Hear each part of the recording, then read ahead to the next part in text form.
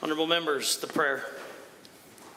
Lord, the God of righteousness and truth, grant to our King, to his government, to members of the Legislative Assembly, and to all in positions of responsibility, the guidance of your Spirit. May they never lead the province wrongly through love of power, desire to please, or unworthy ideas, but laying aside all private interest and prejudice, keep in mind their responsibility to seek to improve the condition of all. Honorable members, as it is our custom, we pay tribute to members and former members of this Assembly who've passed away since we last met. Today I have the privilege of honoring two such people. Frederick A. Stewart served 2 terms as a Progressive Conservative member for Calgary North Hill from 1986 to 1993. He was the Minister of Technology, Research and Telecommunications and the Deputy Government House Leader from 1989 to 1992, and then the Government House Leader in 1992. Before entering politics, Mr. Stewart earned a Bachelor of Commerce from the University of Saskatchewan, graduated from the University of Toronto with his Bachelor of Law, and was called to the Alberta Bar in 1966. He co-founded a legal practice in Calgary in 1969 and was appointed Queen's Counsel in 1980. Mr. Stewart was active in his community, giving his time to numerous organizations, including the Mount Royal College Board of Governors and the Canadian Cancer Society. Among the honors he received was the Aztec Special Award for advancing the benefits associated with a strong science and technology community in Alberta in 1999, the Lieutenant Governor's Millennial Award in 2001, and the Mavira Mentoring Award from the Alberta Women's Science Network in 2004. Mr. Stewart passed away on August 11th, 2023, at the age of 89. Dr. W.J. David McNeil was appointed the 6th Clerk of the Legislative Assembly of Alberta on August 1st, 1987. Dr. McNeil served as the clerk for over 28 years until his retirement in 2016. The second longest serving clerk in Alberta's history, Dr. McNeil served under Speakers Carter, Schumacher, Kowalski, Swazdeski, and Speaker Warner. He navigated the Legislative Assembly office through 8 provincial general elections and served with 7 different premiers and 392 members of the Legislative Assembly. Dr. McNeil was an honorary member of the former president of the Association of Clerks at the Table and was significantly involved in the Canadian region of the Commonwealth Parliamentarians Association. He was awarded the Queen Elizabeth II Diamond Jubilee in 2012 in honor of his contributions and achievement. Well respected by members and staff alike, Dr. McNeil was affable, approachable leader who would often be found doing walkabouts around the LAO branches to chat with his staff. He was fondly remembered for his quick wit, numerous puns, and frequent hearty laugh. Dr. McNeil passed away October 20th, 2023 at the age of 78. In a moment of silent reflection or prayer, I ask you each to remember former member Stewart and Dr. McNeil, each as you may have known them.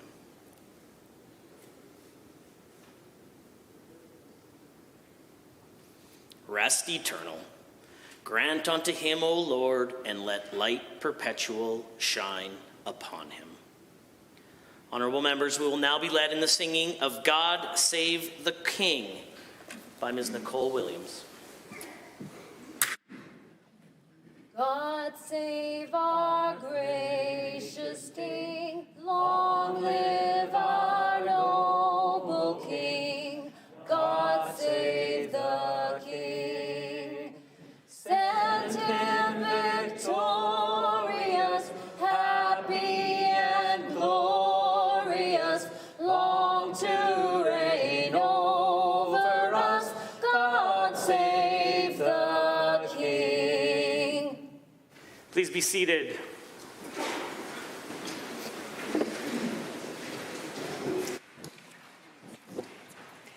Introduction of visitors.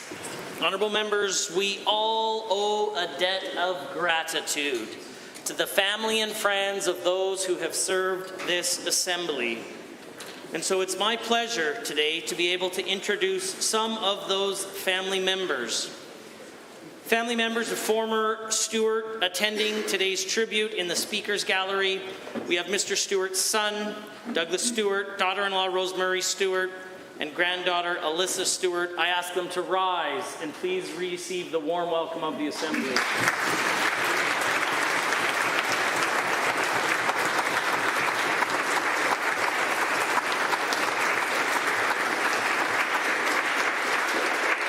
It's also my privilege and pleasure to introduce to members of the Assembly, friends and family of former Clerk of the Assembly, Dr. W.J. McNeil. In the Speaker's Gallery today, we are pleased to have Dr. McNeil's amazing wife, Dr. Mary Markham.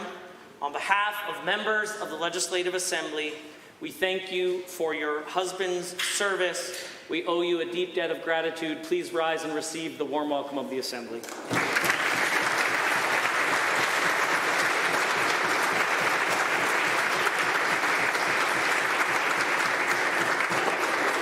We also have one other visitor joining us today, and this visitor needs no introduction to the echoing halls of this Assembly. Despite his departure of over a decade ago, that would be, of course, former member and former Speaker of the Legislative Assembly of Alberta, the Honourable Ken Kowalski. The former Speaker Kowalski was the fourth Speaker to serve with Dr. McNeil, serving as presiding officers from 1997 to 2012. Ken is joined by his lovely wife, Christina Kowalski, who is also a councillor for Parkland County. I invite you to rise and receive the warm welcome of the Assembly.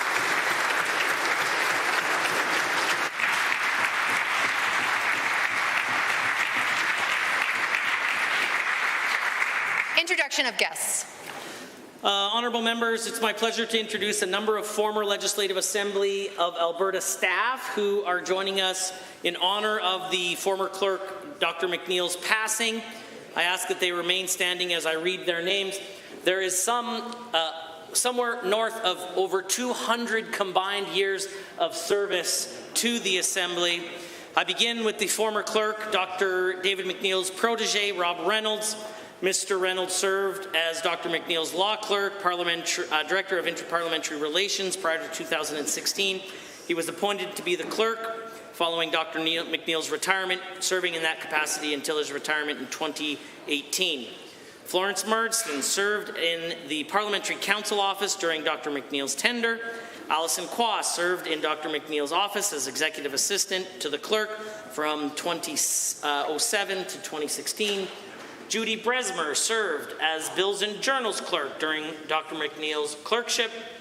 Louise Klumchuk is the former Clerk's Assistant and Director of House Services, retiring in 2012. Louise worked with Dr. McNeil for over 25 years.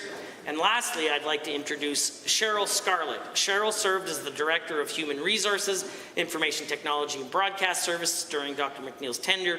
Cheryl has the distinction of being one of Dr. McNeil's longest serving colleagues, serving the Assembly for over 30 years.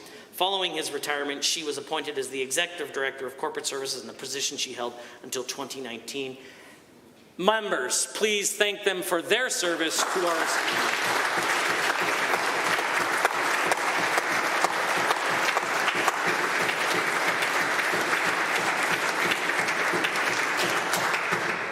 The Honourable Member for Airdrie East has an introduction, followed by the Member for Edmonton Highlands Norwood. Thank you, Mr. Speaker. It's an honour to rise and introduce to you and through you and to all members of this Assembly, Mr. Purneet Manchada. Purneet is the President of the Council of India Societies of Edmonton, which is an umbrella organization representing 20 nonprofits and charities. Purneet is also the head of the India Centre in Edmonton and has been an avid volunteer since he arrived in Canada in 2004. Purneet, please rise and receive the traditional warm welcome of this Assembly. The Honourable Member for Edmonton Glenora. Thank you very much, Mr. Speaker. It's my pleasure to introduce Chris Galloway. He's the Executive Director for Friends of Medicare, a prominent voice in protecting and strengthening public health care here in the province of Alberta. Please rise, Chris, and receive the warm welcome of our Assembly. The Honourable Member for Calgary Falconridge.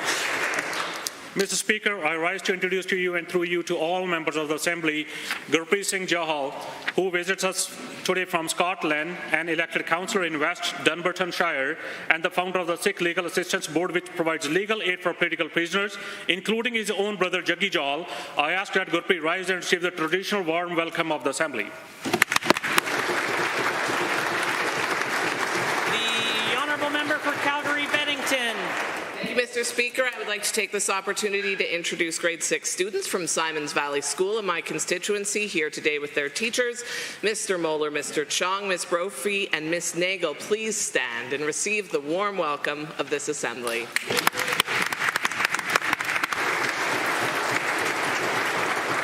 Are there other introductions? Seeing none, the clerk. Ministerial statements. Member statements. The honourable member for Edmonton Whitemud has a statement to make.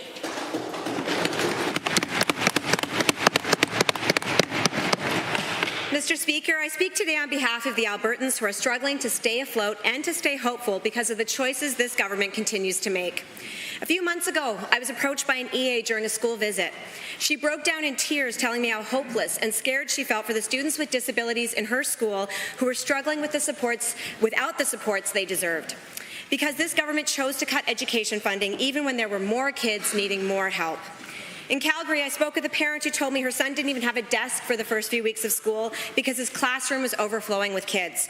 There literally wasn't enough space in the room to fit all the desks that were there for those many students. Again, the choice this government made to not build enough schools has real consequences. On the local community Facebook page in my riding, the posts that get the most attention are parents desperately looking for help to find a family doctor. And the responses are usually just more people asking for the same help. The UCP's choice to drive away healthcare workers and doctors continues to impact Albertans every single day. Last month, I was having dinner with my son in a local restaurant, and we overheard a group of seniors next to us passionately discussing how worried and betrayed they felt by the Premier's plans to pull out of the CPP and gamble with their retirement. All that stands in the way of a better life for these and many Albertans are simple things, like a desk, support in the classroom, respect for doctors, and retirement security. These aren't luxuries. These are things that Albertans should be able to expect from their government. And for almost 5 years, the UCP has chosen not to provide them. Because here's the thing, governing is about choices. The UCP chooses to make life harder for Albertans, but the Alberta NDP chooses hope. We choose to prioritize the people of this province. We choose to secure the retirement of all working people. We choose to invest in our kids and their education, to create economic opportunities that benefit all, to embrace the future instead of clinging to the past. We choose Albertans. Yes. The honourable member for Airdrie East has a statement to make. Thank you, Mr. Speaker.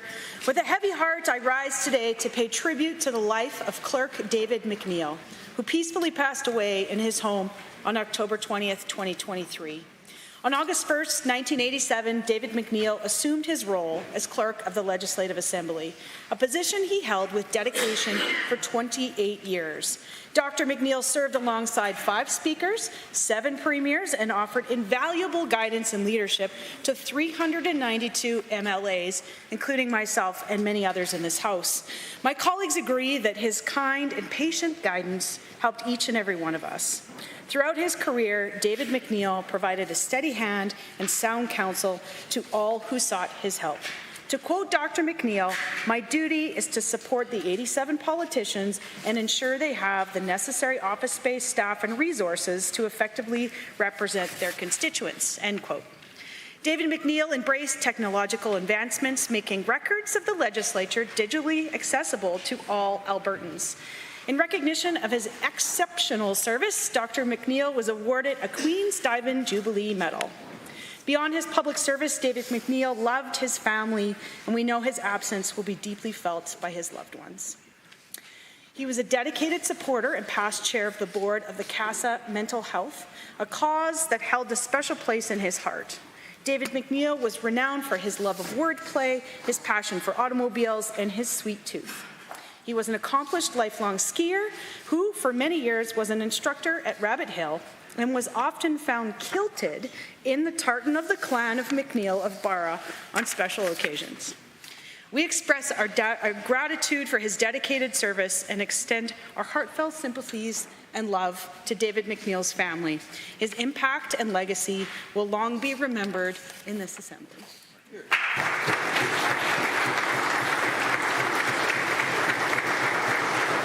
The honourable member for Calgary Northeast has the call.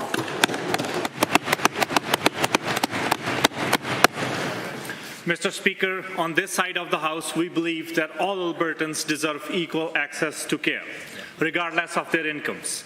We believe that no Albertan should ever have to pay out of pocket to see a family doctor. That, sadly, is not a universal view in the House. The Premier had spoken openly about forcing Albertans to pay to see a family doctor more times than I can count. She talked about how much she wants to see a payment relationship between Albertans and their doctors. She questioned whether doctors' visits should be covered by provincial insurance. She wrote a policy paper about how Albertans could pay to see their family doctors. And again, and again, and again. Albertans are rightly worried, especially after we learned about clinics that were charging Albertans fees to access services that should be covered. It is unacceptable. That is why, while the government has refused to act to ensure that this practice is done away with, my colleagues and I will take action. Today, I intend to introduce a bill that will make it illegal for Alberta patients to be charged to access a family doctor. This is a simple and common sense reform that will provide peace of mind to Albertans worried about the Premier's intentions. Dr. David Keegan, a family doctor, spoke in support of my bill, and I quote, "No Albertan should ever have to pay to see a family doctor. We should have legislation to cement this guarantee and back it up with proper funding to stabilize our health system and focus on prevention and primary care," end quote. It is with this in mind that I propose this bill. It will make it clear that we reject the concept of forcing families to pay out of pocket to get the care they need. I hope that each and every single member of the colleagues will support. The honourable member for Calgary East. Speaker. Thank you, Mr. Speaker. Diwali, also known as the Festival of Lights, is a vast tradition that has been part of Bharat, India for centuries. Diwali is primarily an Indian festival, but it's also widely observed in Malaysia, Singapore, Canada, and Fiji, where hundreds and millions of devotees pay their respect to Ma Lakshmi. As a practicing Hindu, I believe that Diwali, which is observed by millions of people worldwide in the honor of Hindu goddess of riches, Ma Lakshmi, is the most significant celebration. Goddess Ma Lakshmi is representation of beauty, youth, prosperity, and good fortune, just as light triumphs over darkness and virtue triumphs over evil. The main theme of Diwali is said to bring prosperity and positivity to the whole world as Ma Lakshmi is worshipped. The 5-day celebration is observed every year in early autumn after the conclusion of the summer harvest. Mr. Speaker, Alberta stands stronger for others who make their homes here a part of our culture, economy, and spiritual vibrancy. A joyous festival to all who celebrate. During the festival, we always see small lamps filled with oil lit and placed in rows along the parapets of temples, houses, and communities that brighten our autumn days. Families will enjoy a feast in their homes and are adorned with vibrant rangoli patterns on the flooring. Typically, it's a time to celebrate relationships and appreciation of small pleasures, as well as to visit, exchange presents, feast, and pray. It's a time to give to the less fortunate. To everyone celebrating Diwali, the Alberta government wishes you and your loved ones a very blessed Diwali. Thank you, Mr. Speaker.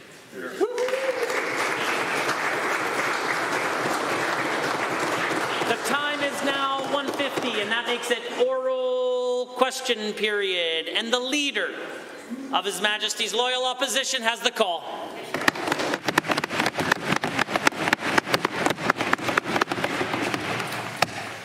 Thank you, Mr. Speaker.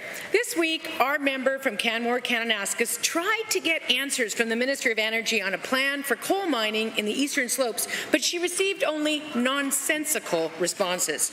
So perhaps the Premier might have better answers for me. During her her leadership race, she said she would be, and I quote, open to revisiting the idea if she became premier, end quote. So, will the premier come clean with Albertans and tell us, is she in favor of coal mining in the Eastern Slopes, yes or no?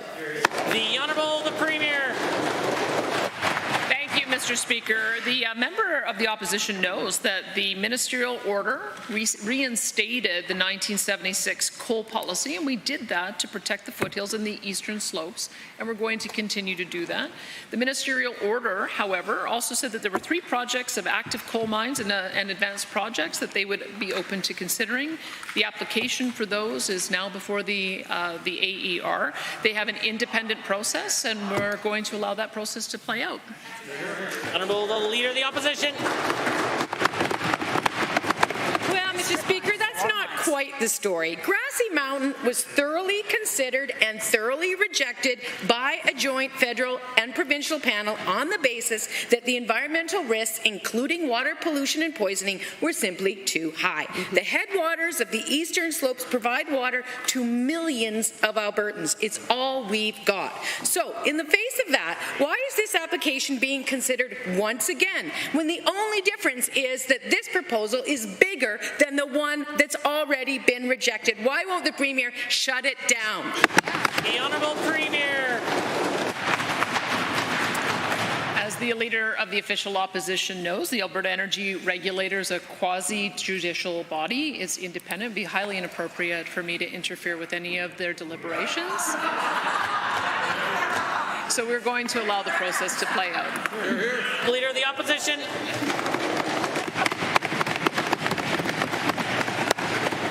This should be covered by the Premier's pretend ban. But nonetheless, one of the first acts of this Premier after the last election was to place a different arbitrary ban on renewable energy projects. A short-sighted move estimated to cost 24,000 jobs, $33 billion in investment. But now she's inviting people to mine our mountains. The Premier claims renewable energy projects compromise our viewscapes, yet this government is considering open-pit coal mining in the Rocky Mountains. Come on, Mr. Speaker. Why won't the Premier protect our Rocky Mountains? The Honourable the Premier. Well, Mr. Speaker, one of those projects, Tent Mountain, actually has a really interesting proposal with the Siksika Nation, which is to use wind turbines to push the water up to an upper reservoir so that it can act as a sort of a battery, so they're able to have ongoing renewable power. I'm very excited about that potential change of scope, and that's the reason why we're going to allow the Alberta Energy Regulator to continue with its independent process, so more ideas like that can come forward. The Honourable the Leader of the Opposition for a second set of questions.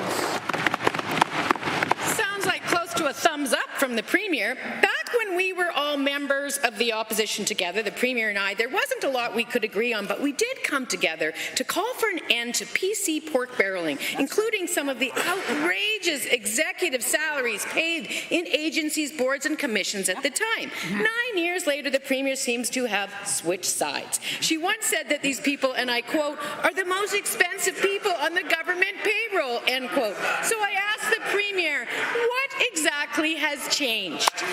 The Honourable the Premier. Thank you, Mr. Speaker. As you know, we have a number of agencies, boards, and commissions. Some of them have to recruit people from the private sector, and we've seen an escalation of salaries across the board in all professions. We're about to go into our public sector bargaining in the new year, and we want to make sure that there is flexibility as well for agencies, boards, and commissions. That's the intent of this legislation, and I'm looking forward to debating it. The Honourable the Leader of the Opposition. What we've seen, Mr. Speaker, is an escalation of cost pressures on regular Alberta families at a time when they are actually struggling to keep a roof over their heads, food on the table, and pay for basic necessity. This government has prioritized legislation that allows their friends to set their own salaries without any reasonable controls. The Premier's ignoring everyday Albertans when it comes to coal mining and pensions and cost pressures, but she's all ears for her elite friends and insiders, giving them their own special piece of legislation. Mr. Speaker, to the Premier, why the hypocrisy? The Honourable the Premier. Well, Mr. Speaker, on this side, we can walk and chew gum at the same time. We can do certain types of legislative reforms and still take care of the affordability issues that we know people care about. For instance, my finance minister tomorrow is having a meeting with his fellow finance ministers across the country, and every single premier across the country is lining up to talk about the #1 issue, which is fairness on carbon tax. Sadly, the members opposite voted against fairness on treating home heating fuels. I think that shows who's taking care of affordability issues and who's not. The Honourable Leader of the Opposition.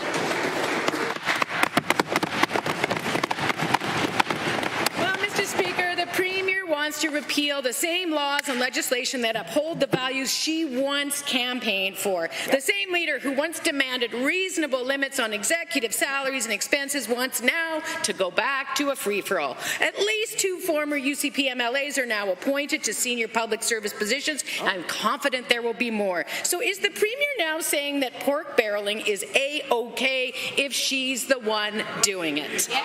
The Honourable the Premier. The official opposition is prejudging the outcome. This is to allow for independent agencies, boards and commissions to have more local decision making when it comes to recruiting people for their entities, and that's what we're going to do. But the issue really is about affordability. It's part of the reason we're bringing through a package of reforms. We are supporting the building of... The Premier has the call.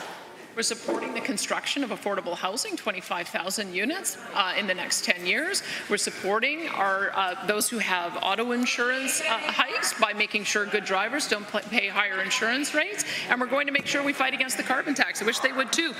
The Honourable Member for Lethbridge West.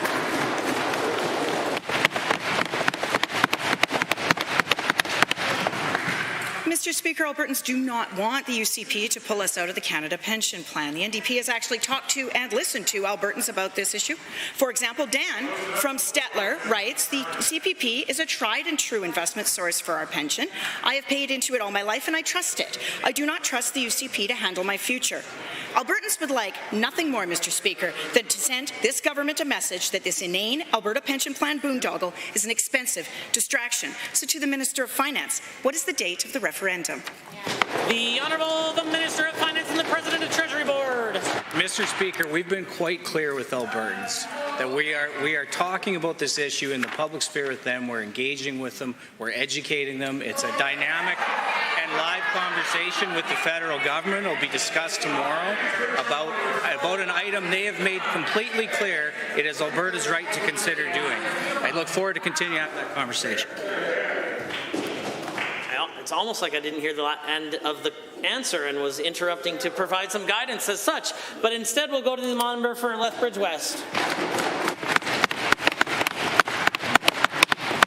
Well, Mr. Speaker, the minister is scared of hearing from Albertans because he knows folks do not support his plan to gamble with their retirement. But today, I guess he is stuck listening to at least these Albertans who have written to us. Paul from Rimbey says, I have absolutely no faith in the UCP to manage a pension fund with their track record. Tammy from Drumheller says she opposes the plan, quote, because the Premier's numbers do not make sense. So can the minister tell these Albertans when they can vote no to his bad idea to take Alberta out of the CPP? When is the referendum date?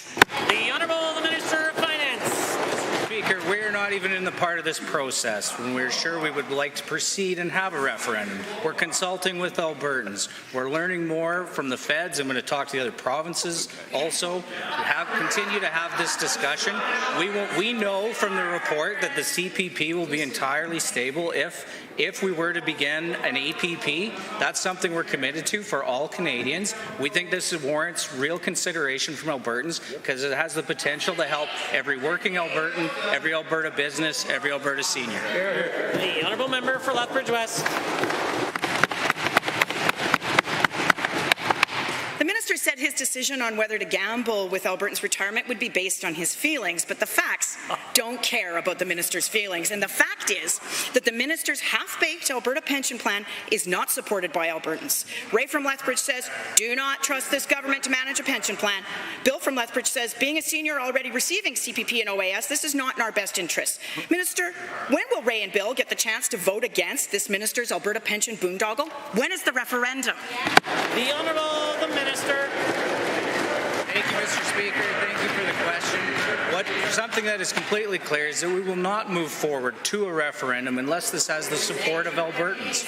This is an active conversation that should be considered by Albertans because it has the potential to do great things for this province. $5 billion back in the Alberta economy annually for every business, every senior, every working Albertan right now. It warrants fair consideration in the middle of an affordability crisis. The order. The honourable member for Edmonton City Centre is the only one with the call. Recently, the Minister of Health stood and proudly announced she's investing $19 million a year to support family doctors and expand primary care, but that doesn't even scratch the paint on the problem. Primary care is in severe crisis. The AMA says clinics are dying and on the brink. Family doctors are leaving Alberta for BC and other provinces that have made real investments in fair pay and that provide actual supports. To the Minister of Health, after years of UCP cuts and attacks on healthcare and doctors, does she really think $19 million is going to be enough to bring the change we need? The Minister of Health. Thank you for the question, and I'm glad to repeat the information that I shared yesterday because the member opposite must not have heard it. The CPSA, the College of Physicians and Surgeons, just announced that 255 physicians have registered to practice in Alberta just in the last 4 months, Mr. Speaker. In addition, 248 physicians and surgeons chose to remain in Alberta after completing their training, Mr. Speaker. This is great news. There's more to come. Hear, hear. The honourable member for Edmonton City Centre. It couldn't be clearer this minister is failing to listen to Alberta doctors. Records show in 2021 alone, the UCP saved over $200 million on the backs of family doctors, largely by nickel and diming virtual care in the midst of a pandemic. They spend $75 million on knockoff children's medicine, most of which will never arrive or be used. Then there's the $330 million for the billionaire owners of the Calgary Flames. Doctors get $19 million. Does the Minister of Health recognize what this says about just how little this government values family doctors and the Albertans that depend on them? The Honourable the Minister of Health. Mr. Speaker, the member opposite again should do his homework and look into the numbers. Billing data shows that 5,470 family physicians provided services to Albertans in 22-23. This was an increase of 2.4% from the previous year, Mr. Speaker. Again, the numbers show that 190 doctors that the AHS has been able to successfully onboard, Mr. Speaker. 190 doctors in Vermilion, Grand Prairie, Crow's Nest Pass, etc. The honourable member.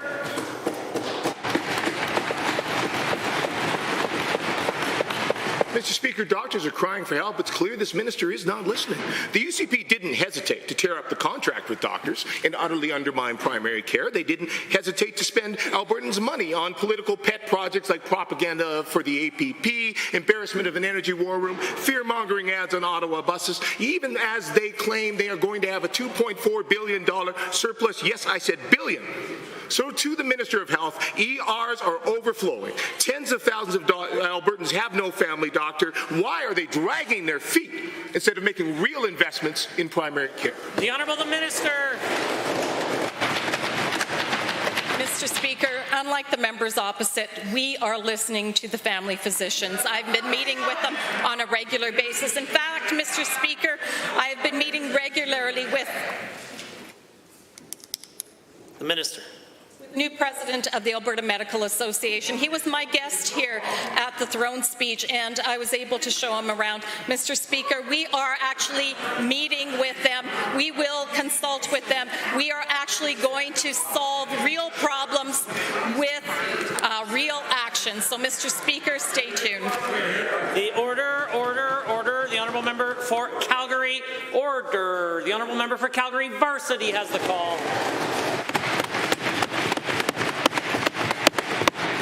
Mr. Speaker, Albertans were forced to deal with a collapse in lab services due to this government's botched attempt to privatize that health service. The UCP did that after blowing up a province-wide system that was working well. This government admitted that it was a huge mistake, but it was Albertans that were left to pay the price. That's unacceptable. Will the minister stand up today and apologize to Albertans for causing them stress, jeopardizing their health, and wasting their time? The Honourable the Minister of Health. Mr. Speaker, yes, the lab delays were unacceptable. In fact, it was very quickly apparent to me as I became the Minister of Health that something needed to be done. So right away, we went into action mode. We certainly added additional capacity so that those individuals in those affected areas had access to lab service. Mr. Speaker, we acted quickly, and we have stabilized the lab service delivery across this province. For Calgary Varsity.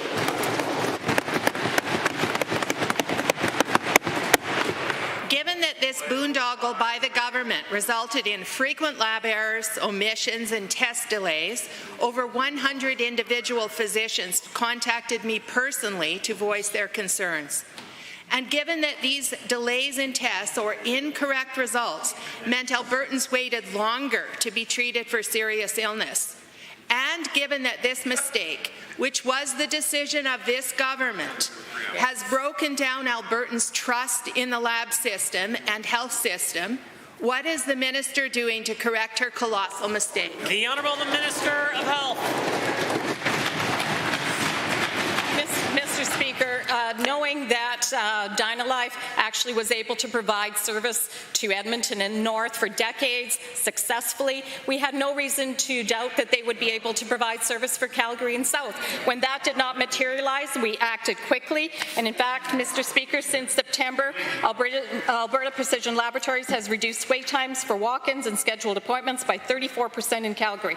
The current overall average wait time in the area is less than 30 minutes, Mr. Speaker. They have access to quality lab services across this province because we acted quickly, Mr. Speaker. The Honourable Member.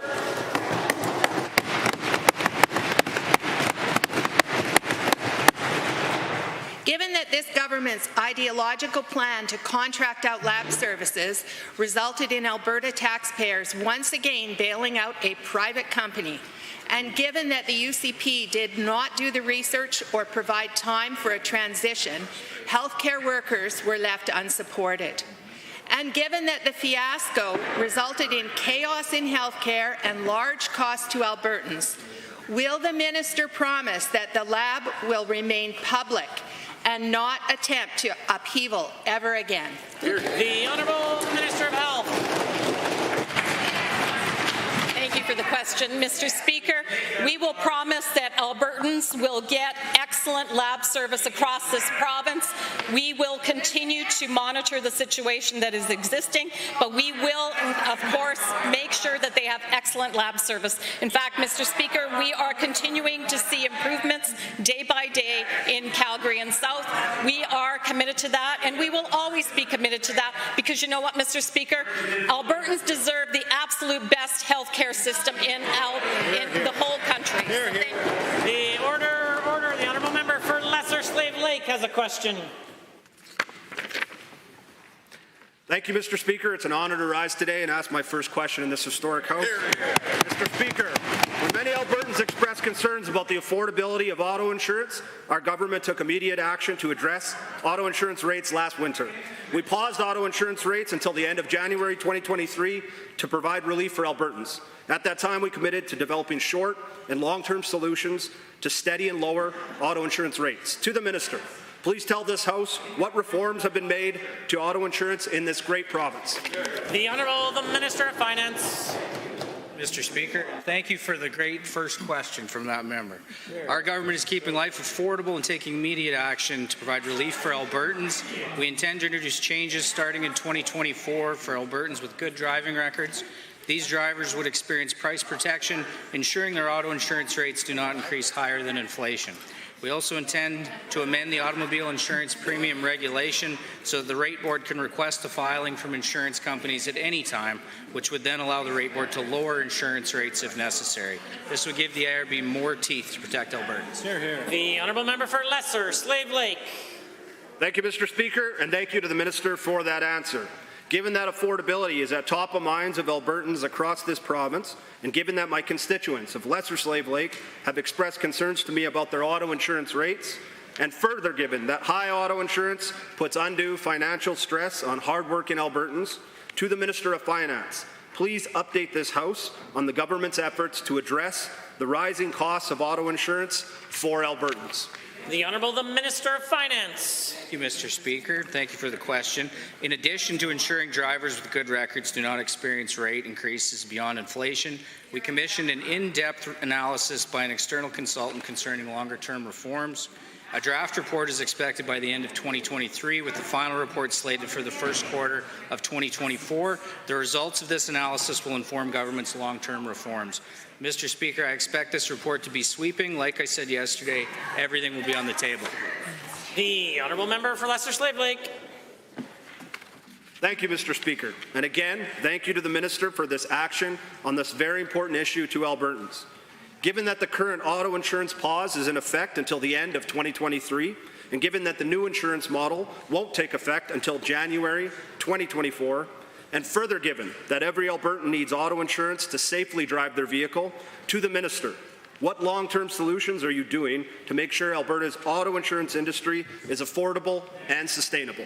The Honourable the Minister of Finance. Thank you, Mr. Speaker. Along with the short-term reforms announced earlier, we acknowledge that a longer-term systemic reform of Alberta's auto insurance system is necessary. This time, all options for long-term reforms are under consideration, including those suggested by industry participants, as well as models seen in other jurisdictions, both within Canada and abroad. Mr. Speaker, again, our reforms will keep lives affordable for Albertans, and I look forward to the report and taking further action. The Honourable Member for Edmonton West Henday.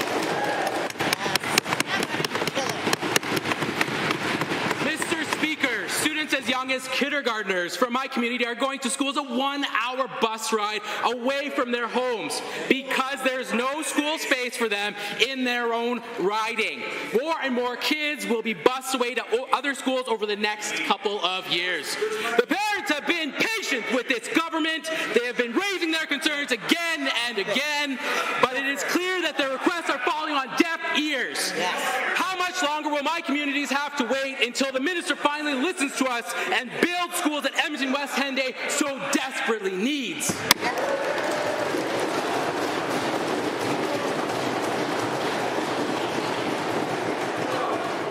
The Honourable Minister of Education. Well, thank you, Mr. Speaker. I'm not sure why the member's shouting. I'm happy to have a conversation with the member. Anytime he wants to bring forward the concerns of their constituents, happy to have that conversation and meet with them and chat with them and any other member, of course. Sounds reasonable. Of course, Mr. Speaker, we're working to get schools built across the province. My mandate letter directs me to significantly expand schools in our growing communities. In addition, in Budget 23, we've provided $400 million in additional funding to help support transportation needs across the province, Mr. Speaker. The Honourable Member for Edmonton West Henday. Given that our schools have been at overcapacity for a while now, Bishop David Matouk is nearly 500 students over capacity.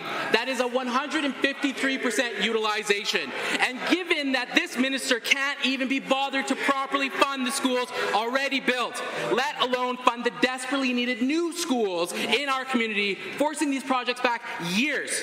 My question to the minister, is the empty site at Hawks Ridge neighborhood just a permanent monument to the UCP government's failed prioritization skills, or can we expect them to turn it into a school anytime soon? The Honourable the Minister of Education. Sure, Mr. Speaker. Over the course of the last 4 years, we've moved forward with 98 school projects across the entire province. When the NDP was in government, the amount of projects that they moved forward with was about half that number. We're absolutely committed to working with our school divisions to get us better understanding of where the priorities are to significantly... Okay. The Honourable the Minister has the call. We'll be working with our school divisions and talking with them, getting a better understanding of their utilization rates, Mr. Speaker, so that we can significantly expand schools in our growing communities to ensure we continue to have a world-class education system. The Honourable the Member for Edmonton West Henday. Given that the K-6 school has been a year one priority for the Edmonton Public School Board. Hawkesbridge K-6 is a year two priority, and the need has been clear for a while now. And given that these schools can alleviate the massive pressures our community is seeing with its growth, to the minister, it's impressive how this government can talk about Alberta is calling, but send Albertans to voicemail when our community urges our needs for schools. Yep. Do they plan to remember our kids and their education anytime soon, or should we expect more empty promises? Order. The Honourable the Minister. Of course, that's a priority, Mr. Speaker. As I've said numerous times in this House already and reflected in my mandate letter from the Premier, we're working to significantly expand the number of schools in our growing communities. And I'm not sure why the member doesn't like the Alberta is Calling campaign on this side of the House. I think we want to make Alberta the most attractive jurisdiction in the entire country, Mr. Speaker.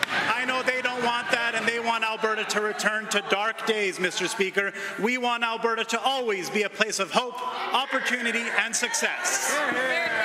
Order. The Honourable Member for St. Albert.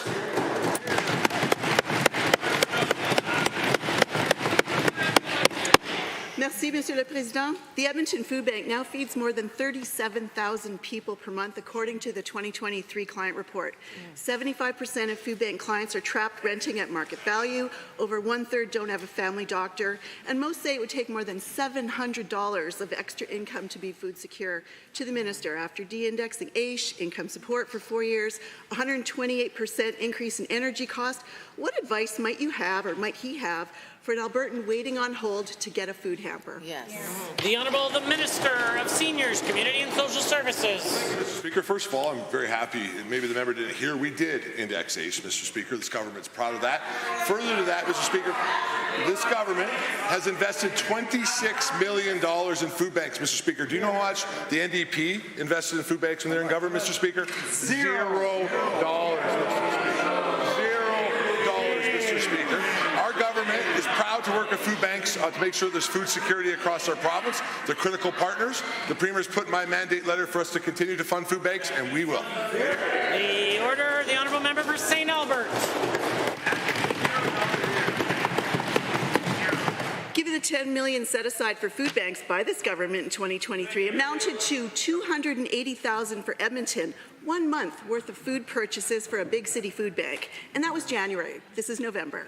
Given that Food Banks Canada has given Alberta a D on its poverty report card, the lowest score west of Ontario, other than the sovereignty strategy written by the Premier's advisors, can the Minister for Social Services tell us what playbook he's working from while food bank usage continues to explode? Yes.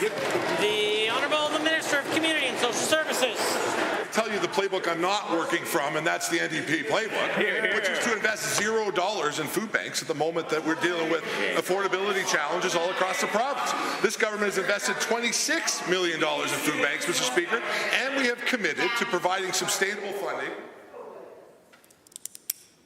The Minister.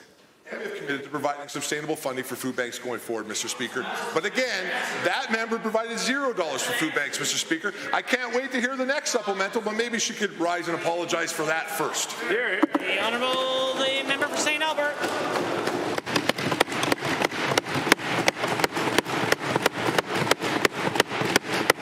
It's very clear to me they have no answers.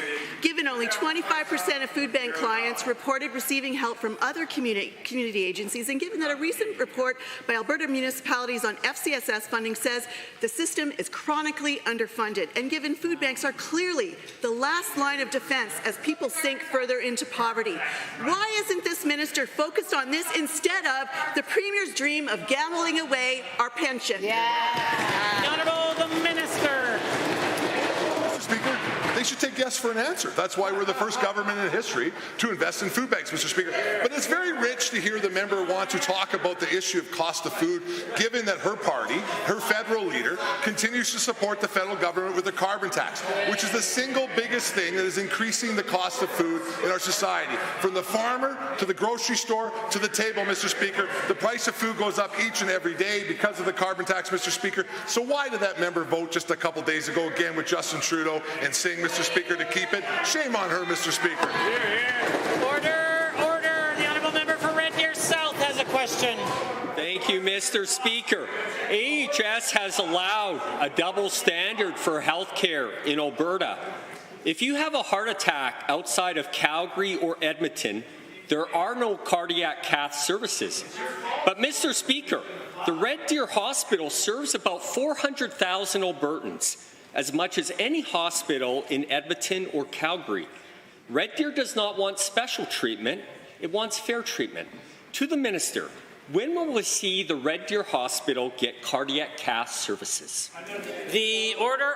The Honourable the Minister is the one with the call. Thank you, Mr. Speaker, and to the member for the question. The Cardiac Catheterization Lab is the very top priority in the plan to expand and redevelop the Red Deer Regional Hospital Centre. This is why we included it in Phase 1 of the project, and right now our plans are well underway, Mr. Speaker. Construction will begin once design and schematics are complete, and we are very committed to completing this project as quickly and safely as possible without compromising quality. Mr. Speaker, as the MLA for Red Deer North, I'm proud that I'm working on this project and getting this done. Good job. The Honourable Member for Red Deer South. Thank you, Minister. Given that prior governments and AHS were unfair to the Red Deer Hospital, and given the NDP did nothing on the Red Deer Hospital expansion, but Mr. Speaker, we did. And given there must be transparency and accountability for this expansion, to the Minister, this is exciting. When will Central Albertans see the critical path for the transformative Red Deer Hospital expansion?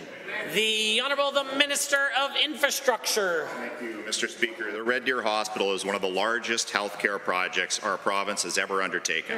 We are committed to completing it quickly and, of course, without compromising quality. I can say the project is on time and currently in the design stage. We expect schematics to be complete in the new year, followed by public engagement thereafter. Now, Mr. Speaker, this project consists of 3 major phases: an ambulatory care building, a new inpatient tower, and renovation of the existing hospital. Our government looks forward to delivering a facility that meets the needs of the region now and into the Honourable Member for Red Deer South. That's great news, Minister. Given that there continues to be a shortage of anesthesiologists, limiting surgeons for Albertans, and given AHS allowed this shortage to be worse outside of Calgary and Edmonton, to the Minister, how is Alberta's government working to get more anesthesiologists for Alberta, and more specifically into areas of greatest need, including Red Deer? The Honourable the Minister of Health.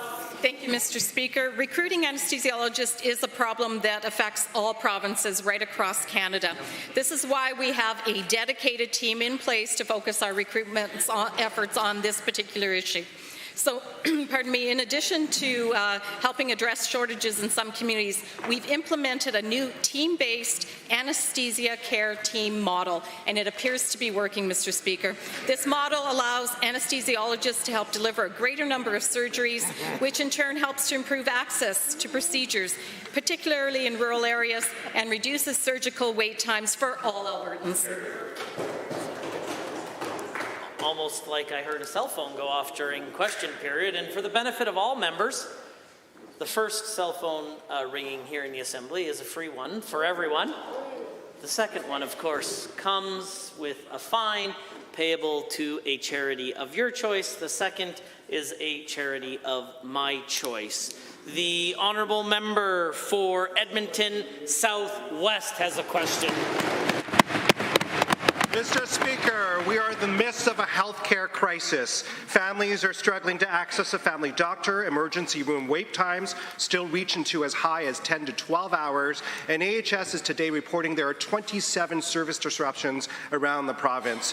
This all stems from the UCP decision to pick fights with healthcare workers, tear up deals with doctors, threaten the pay of nurses, and so much more. That is this government's legacy in healthcare. Will the health minister to apologize to my constituents for the crisis created by the UCP? The Honourable the Minister of Health. Mr. Speaker, I will emphatically state that we are here to fix the mess that the NDP left behind. Because everyone knows that what we inherited was a giant disaster in health care. Mr. Speaker, when the The Honourable the Minister.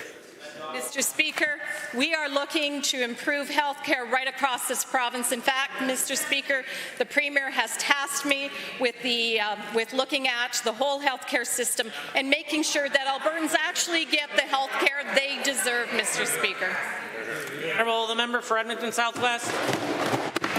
Given that the Premier has suggested that these same Albertans should, quote, have a payment relationship with their family doctors as a means of improving access to service, and given that we have seen evidence of clinics charging thousands of dollars for preferential services, and given that this government has refused to investigate these clinics and ensure that no one has to pay to access primary care, will the Health Minister agree that forcing Albertans to pay out of pocket to see a doctor would make this health care crisis worse? Honourable the Minister of Health. Mr. Speaker, we've been very clear. Our government's been very clear that we made a public health guarantee to Albertans.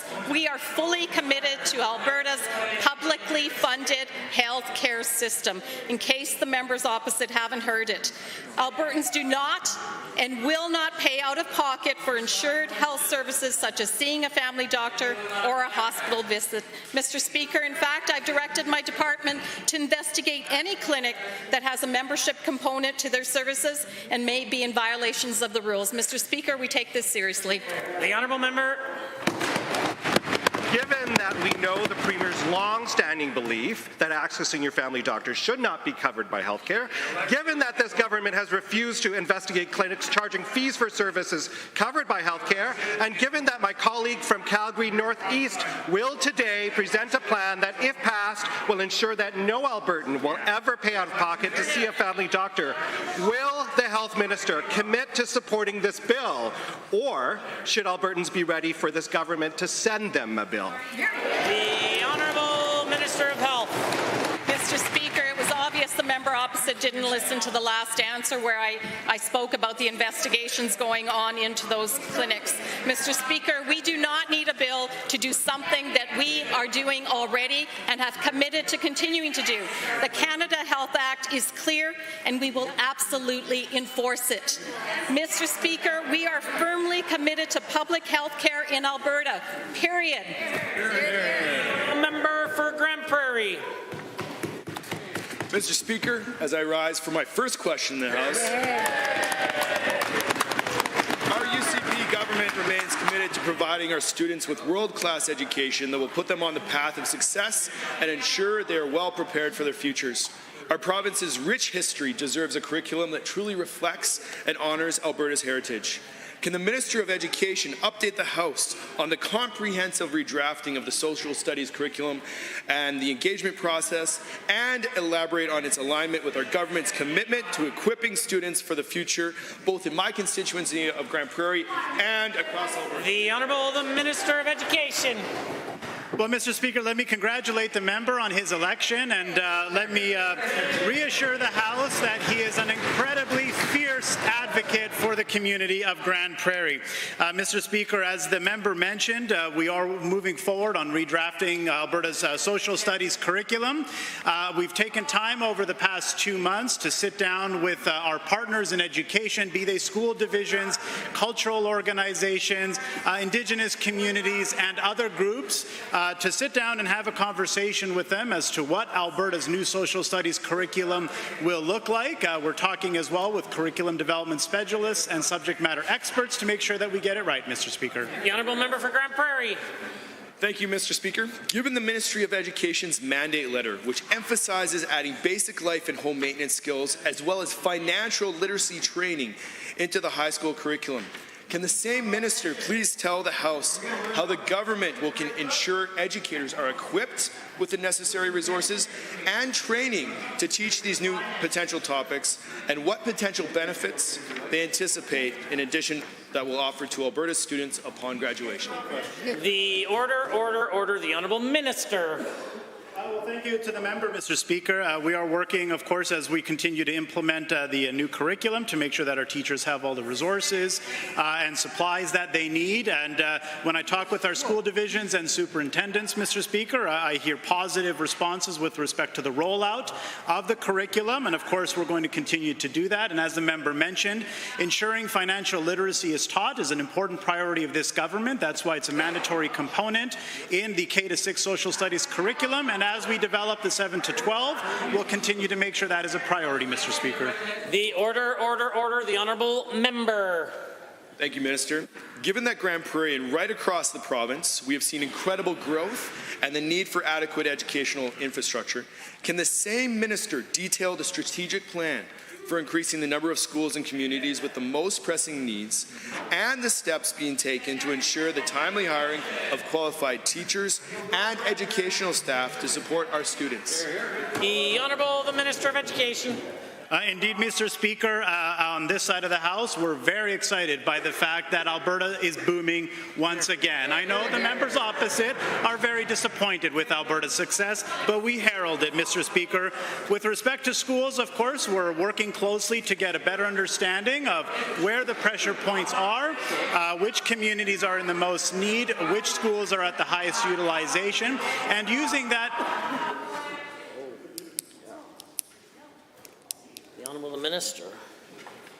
And using that information, of course, to inform our decisions. And I'm sure, as the members opposite know, there's a budget process that needs to be followed. Well, actually, Mr. Speaker, they don't know that because they just dish out money left, right, and centre. And one of the reasons they got booted out of government. The honourable member for Calgary-Curry is next.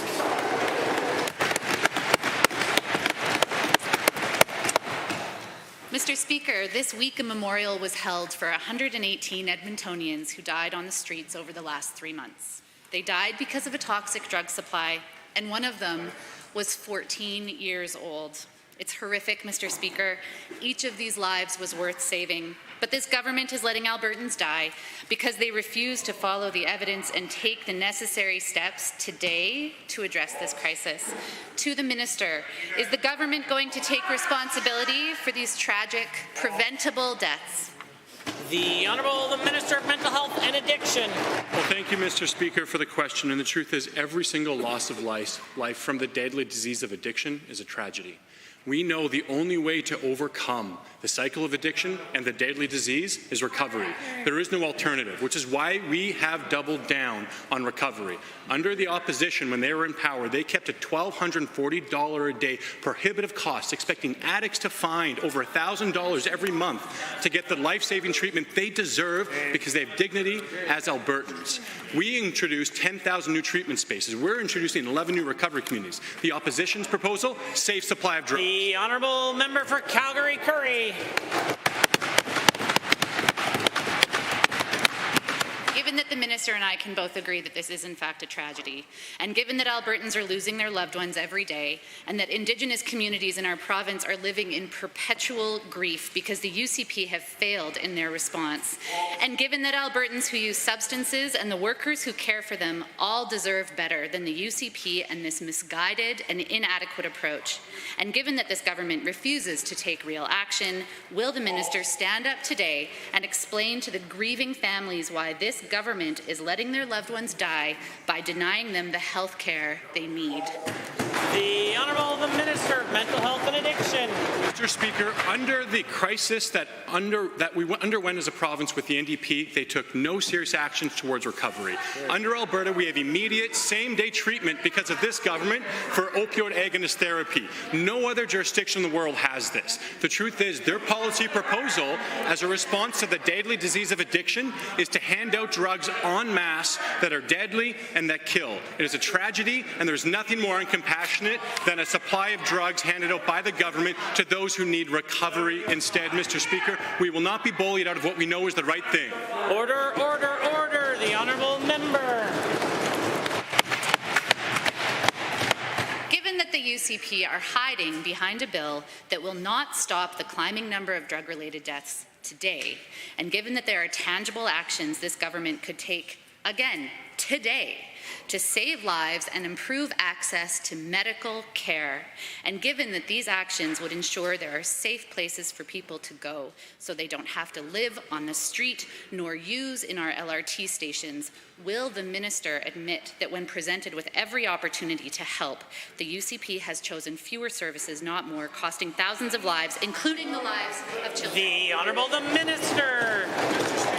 There is nothing hidden about Bill 3. The truth is that the opioid pandemic that we're facing today fueled addiction 25 years ago because of a safe supply of drugs that permeated every single aspect of our society. And the opposition's proposal is to relive that tragedy with hydromorphone and federally funded safe supply. They talk about a toxic drug supply as though the solution is some sort of safe drug supply. Newsflash, Mr. Speaker, all of these illegal drugs are poisonous. Every last one of these opioids can cause death, and we will save lives by doubling down on recovery.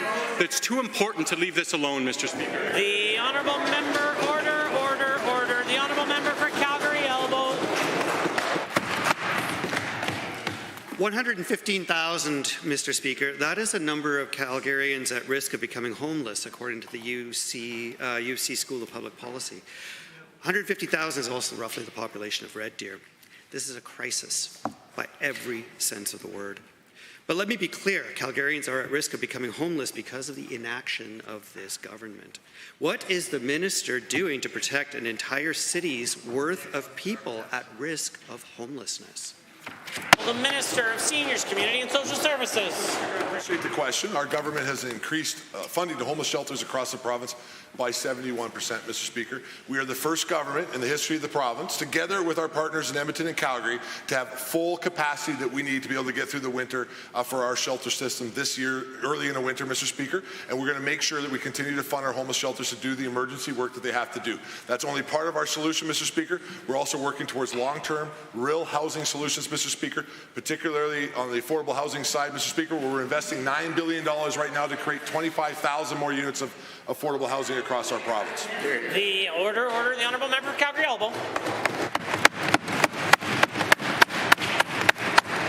Given that I wrote to the minister seeking action on behalf of 52 Calgary Elbow constituents facing 50% rent increases, and given that he has not yet responded, and given that real actions on the housing crisis have been needed every single day the UCP has been the government, and given that that Albertans are scared they're about to lose their homes while the government holds all the power to help them yet refuses to, will the minister admit to Albertans who are barely scraping by that this government simply does not care about them? The Honourable the Minister. Well, Mr. Speaker, this government cares very much about Albertans, Mr. Speaker. That's why we have already completed investing in almost 5,000 new affordable housing units over the last several years, Mr. Speaker, as a government compared to the NDP in their term of under 1,500 units of affordable housing, Mr. Speaker. We're laser focused on making sure that we increase supply at all ends of the market, Mr. Speaker, to maintain affordability inside our province. We're doing that from everything from cutting red tape to investing in different types of affordable housing, Mr. Speaker, and working with our partners to be able to accomplish that. And that's why construction's up all across Alberta. The Honourable Member for Calgary Elbow. Given that we asked for an all-party committee to address this crisis, but were ghosted by the UCP because the housing crisis is not a priority for them, and given that Albertans have heard excuse after excuse from these guys when the solution is so clear: fund housing, build housing, address rent increases, restore the rent supplements that the UCP cut, and better yet, increase them, will the minister agree to strike this committee with us so that we can begin the urgent work of protecting the children and families at risk from homelessness? The Honourable the Minister of Community and Social Services. NDP committees have gone, Mr. Speaker. We're going to do real action. We're already doing it right now, Mr. Speaker. We're 3 years into a 10-year plan, our Stronger Foundation plan, Mr. Speaker, to create 82,000 new affordable homes across this province, Mr. Speaker. That's action we're taking today, Mr. Speaker. Albertans don't want us sitting in committee talking to the NDP about the same tired arguments, Mr. Speaker. They want us out taking clear action, Mr. Speaker, and that's exactly what this government's going to do. The Honourable Member for Fort McMurray Wood Buffalo.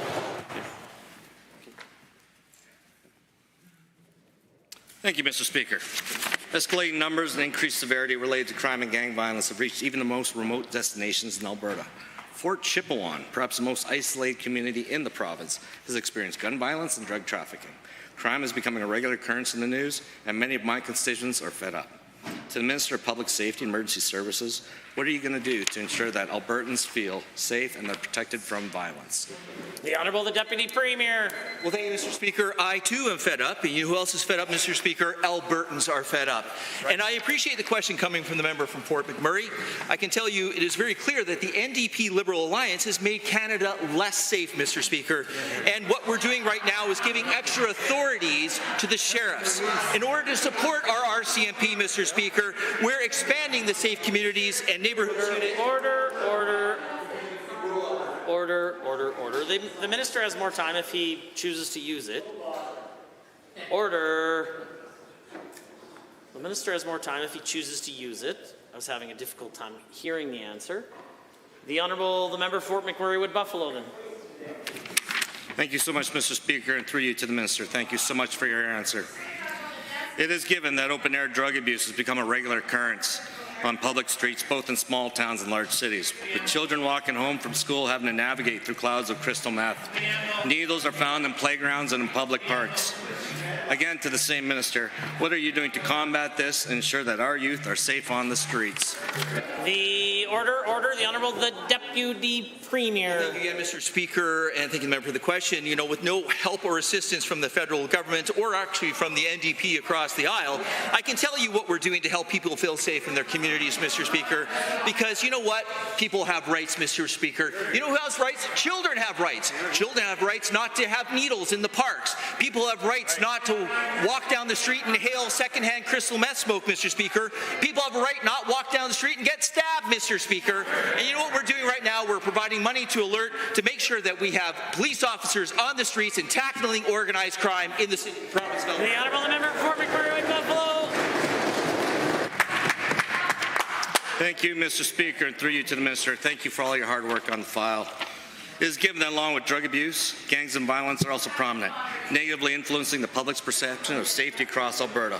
People are afraid of taking the light rail transit and even concerned about who they might be riding on the bus with. Can the same minister please elaborate on measures that the minister is undertaking to show the public that they can feel safe from crime in our communities? I'll expect the Honourable member to do a question without a preamble in the following questions. The Honourable the member or the Deputy Premier. Thank you very much. Thank you, member, for the question. You know, transit safety is a huge problem, as we're very clear on that, Mr. Speaker. But just remember, it's the Liberal NDP alliance that broke the bail system, Mr. Speaker. C-75 is an absolute disaster, and we have been leading the country on this particular issue. And quite frankly, Mr. Speaker, we are demanding that if actual immediate action is not taken, and if C-48 does not proceed through the Senate in a timely manner, we will be demanding that C-75 be repealed. Honourable members, that concludes the time allotted for oral question period. And order. And prior to your departure, I'd like to provide a ruling from the Speaker with respect to heckling in the Assembly. Members who have been here for some period of time will know that the Speaker has a deep level of respect for an appropriately placed heckle. I will just provide some overall guidance where you will experience an intervention from the Speaker in the future. If there are individuals who are in the House who are heckling, perhaps there's a voice or two of which that happens from time to time. That will remain the tradition of the Assembly. When the Speaker elects to interject, it is because there is a chorus of hecklers coming from one side or the other. I encourage members to consider when they may be heckling and when they are not. That brings us to, in 30 seconds or less, we'll continue with the remainder of the daily routine.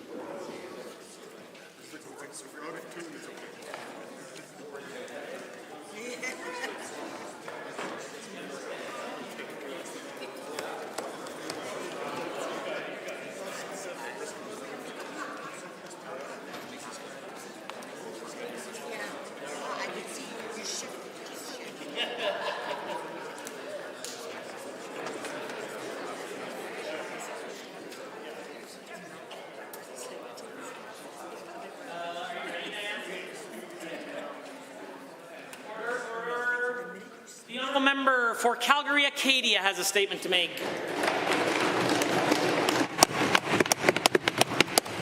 Mr. Speaker, I rise today in support of children and to recognize and remind ourselves that it is both our privilege and our duty as elected officials to ensure their protection. This fall, I've had the pleasure of visiting several of the 48 schools we have in the riding of Calgary-Acadia, and I've also toured countless child care facilities and met so many incredible people doing the vital work of supporting our children. But they can't do it alone. This government is failing our children. They have failed to recognize the value of evidence-based programs, failed to prioritize early childhood development, failed to recognize a modern and appropriate curriculum for our children, leaving them without an important and necessary skills to grow and thrive. They have failed to keep too many of our children safe. They have failed to acknowledge and take meaningful action to address the disproportionate number of Indigenous children in care of child intervention services. They have failed to provide cultural consideration and recognition of the need to support healing from intergenerational trauma experienced by Indigenous people here in Alberta. We must not become distracted. We cannot forget to consider and protect the rights of the children. I'm a proud auntie of 9 nieces and nephews. I want a world for them to grow up in that celebrates diversity, presents opportunities, and provides them the necessary skills and environments to thrive. As we continue this first session of Alberta's 31st legislature, we need to model the behaviours we want to see in Alberta's young. More than ever, it is important that we instill the values of partnership, responsibility, and accountability. We have to do better for the youth of our province. As the official opposition critic for childcare, child and family services, I raise their voices so that they might be heard and acted upon. There is simply no other option. Thank you. The honourable member for Calgary-Buffalo is next. Thank you, Mr. Speaker. In my critic role for arts, culture, and nonprofits, I've been engaging with stakeholders from across the province, and without exception, these hardworking and talented individuals recommend there be a significant increase to the budget for the Alberta Foundation for the Arts. They also believe that the Government of Alberta needs to better understand the current challenges facing artists and the creative sector and the value of the arts in our province. Mr. Speaker, supporting the arts and culture of Alberta is essential. However, this government does not share our respect for the arts and artists. The UCP has cut millions from the Alberta Foundation for the Arts, and their budget has been slashed by 10% since the UCP came into office. Mr. Speaker, it is clear that the current AFA funding and arts funding generally is insufficient to enable the sector to recover from the pandemic and thrive through the economic challenges they face now and into the future. The fact is, Mr. Speaker, times are difficult for organizations and workers in the creative sector. Audiences have yet to fully return from COVID, and spending habits have changed. Revenue lines are down, inflation and costs of doing business is higher than ever. Without an investment in the development of Alberta artists, we lose our chance to tell our stories and to make sure those stories and voices are heard around the world. Mr. Speaker, if this government can find money to fund a war room that only serves to undermine our industry or spend millions of dollars trying to convince Albertans to gamble away their Canada pension plans, we should be able to increase the AFA budget and send the message to nonprofits, arts workers, and organizations that their talents are valued. Alberta's official opposition values and supports those who work in the arts, and we will always stand up for them. Thank you.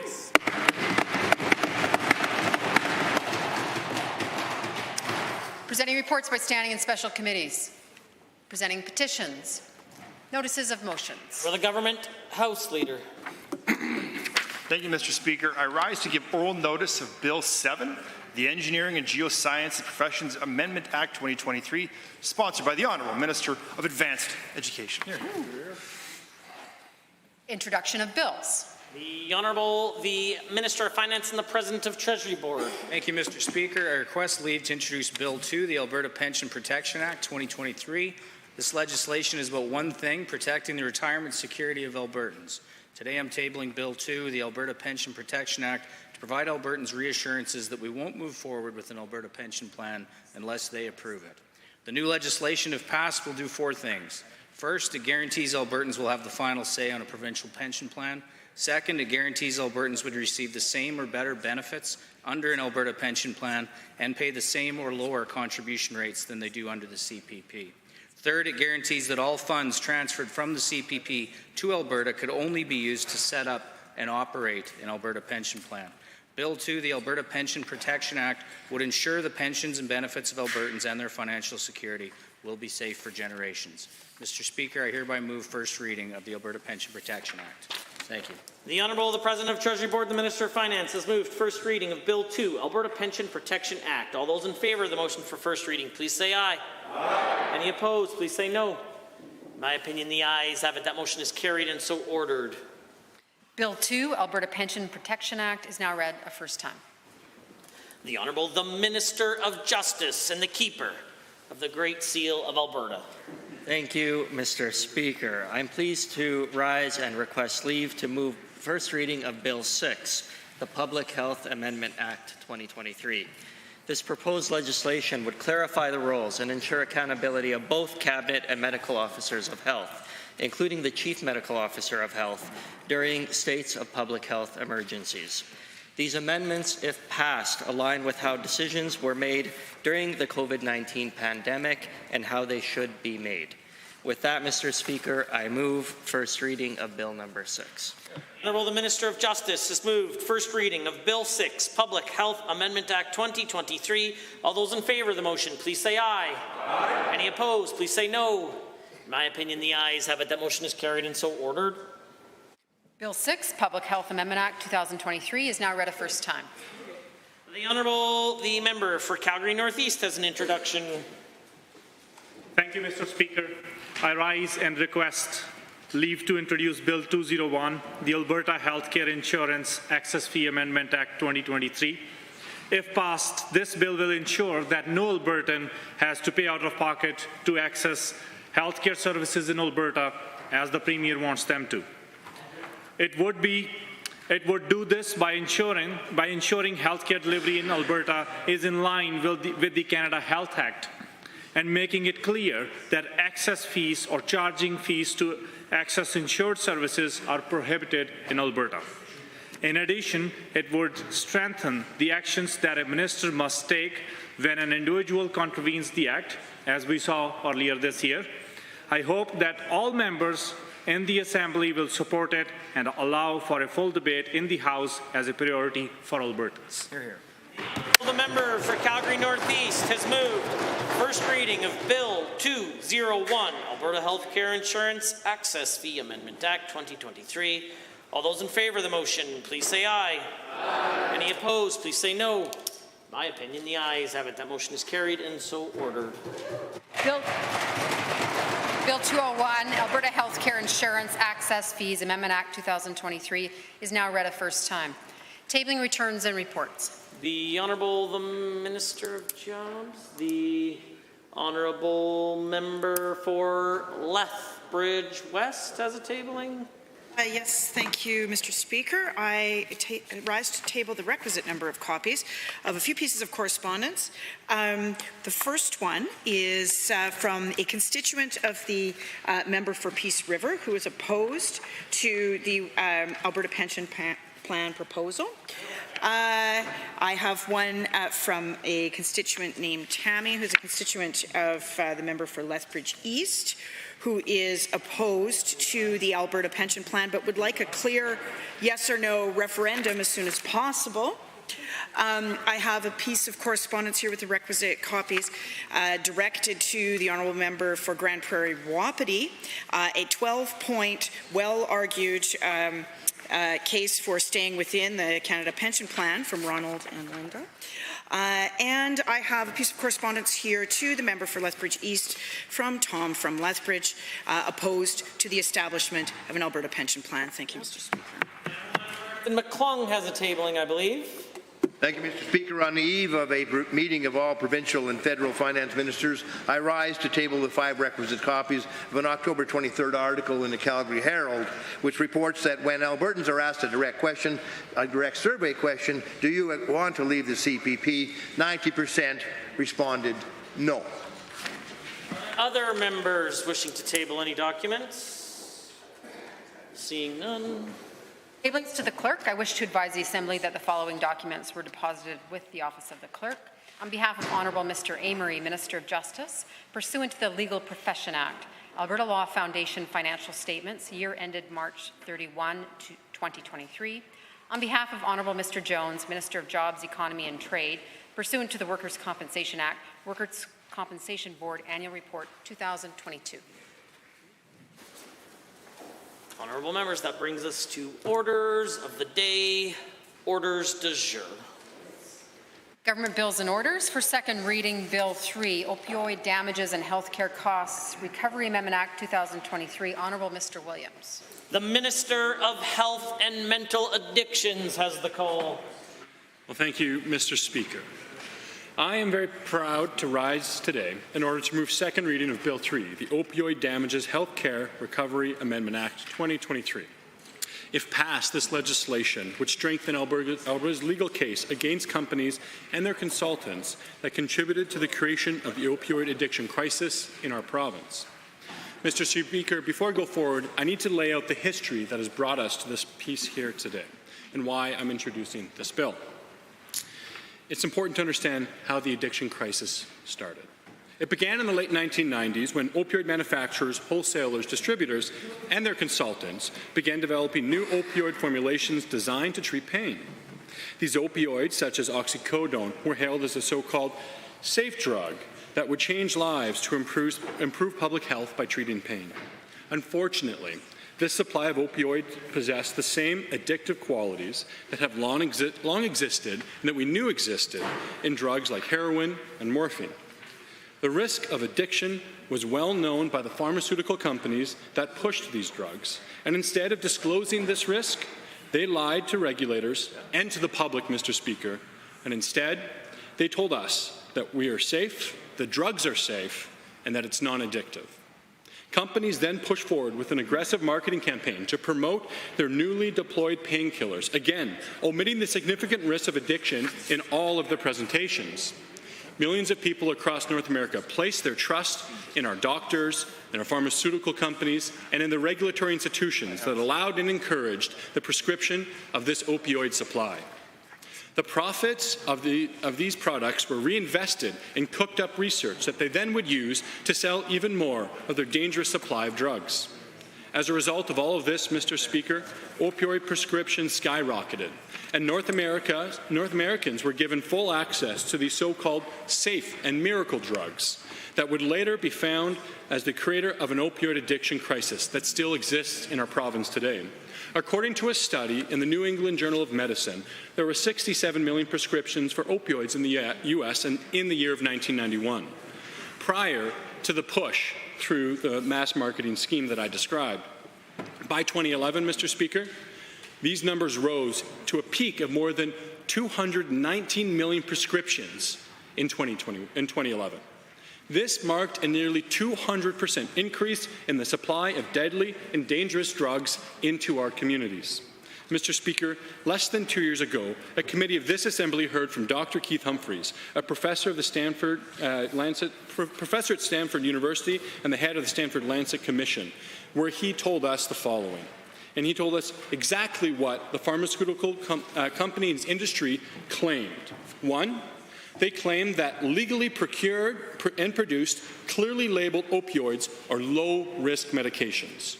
Two, they claimed that to be concerned about the risk of opioids is fear-mongering and denial of the evidence. Three, Mr. Speaker, they claimed that public health would benefit from increased distribution of opioids. And four, Mr. Speaker, according to Dr. Humphreys, they claimed that these drugs would be consistently taken and directed only by the persons they were prescribed to. We'll come back to the facts of the matter on those claims after. So why did it take so long for damages to show in our society? Because of this, it didn't take so long, pardon me, for the damages to show in our society because of this so-called safe supply of opioids that pharmaceutical industry was pushing. Sadly, families started to see what these drugs were doing to their loved ones, and their relationships began to crumble. Personalities changed. The opioid addiction became commonplace in our communities. It became clear that what was said regarding these drugs being safe and non-addictive wasn't true, but the impending crisis was already set in motion and was inevitable. Not only were the people receiving these prescriptions developing an addiction and having their lives changed irreversibly, sometimes forever, but these drugs were also frequently diverted to the community, creating a whole new class of opioid addiction, not just in a few major centers surrounding heroin access, but now accessible through prescription in almost every one of our communities, rural and urban, across this entire continent. These so-called safe drugs quickly made their way into hands of younger individuals who they were never prescribed to, creating mass amounts of new addicts in every single community that we live in. People began to understand that they had been misled and duped into believing these drugs were safe, and the impacts of the opioid addiction became very, very clear to us as we see the results of this bill today. These drugs were anything but safe, Mr. Speaker. And despite of the risks and harms to communities, to individuals, the cost to our healthcare system, and even the lives sadly lost because of the danger of these pharmaceutical-grade, high-powered opioids, these drugs continued to be marketed as such. Trust in our healthcare system began to collapse because of this damage caused. The doctors who had a passion for helping people and caring for the patients were cynically used by opioid manufacturers to be the frontline drug pushers of what is now known to be a highly addictive drug that has the exact same effect on any individual that heroin does.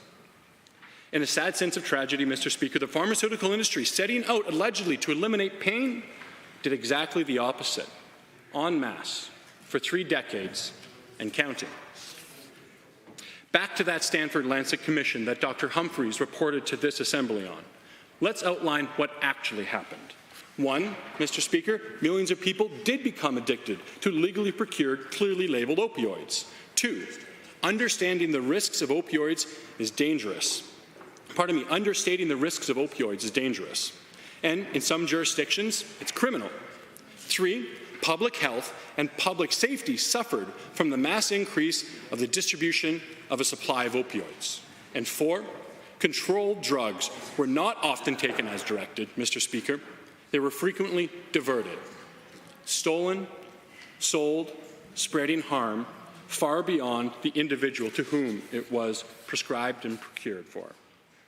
Let me be clear, Mr. Speaker, the pharmaceutical industry, driven by greed and a lack of moral compass, has played a significant role in the genesis of this addiction crisis. These companies, driven by profit margins rather than the well-being and the common interest of Albertans, embarked on a campaign of deception and manipulation. They peddled their highly addictive opioid supply, downplaying the risks at every opportunity and overstating the benefits, while all knowing the devastating, inevitable, uncontrovertible consequence that awaited these citizens, our constituents, that fell into their trap for the industry's profit.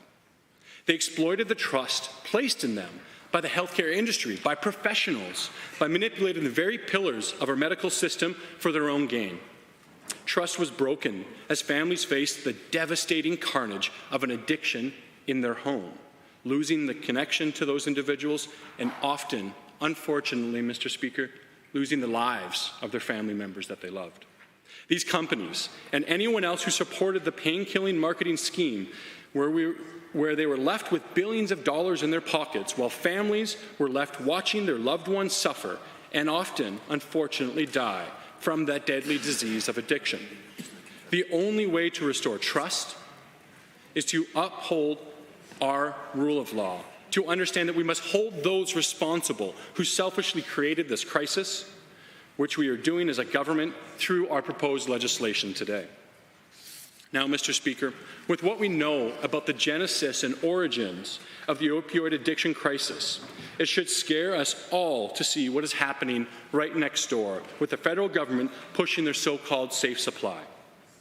The parallels between the marketing painkillers of 25 years ago and a so-called safe supply today is so strong that we as policymakers must take heed and stand united against any attempt to bring this kind of devastating policy back for a second round and destroy our communities, especially as we take account of both the financial and, Mr. Speaker, more importantly, the human cost and damage that it caused. Today, activists and advocates will tell you that a new government supply of drugs is a safe option for addicts.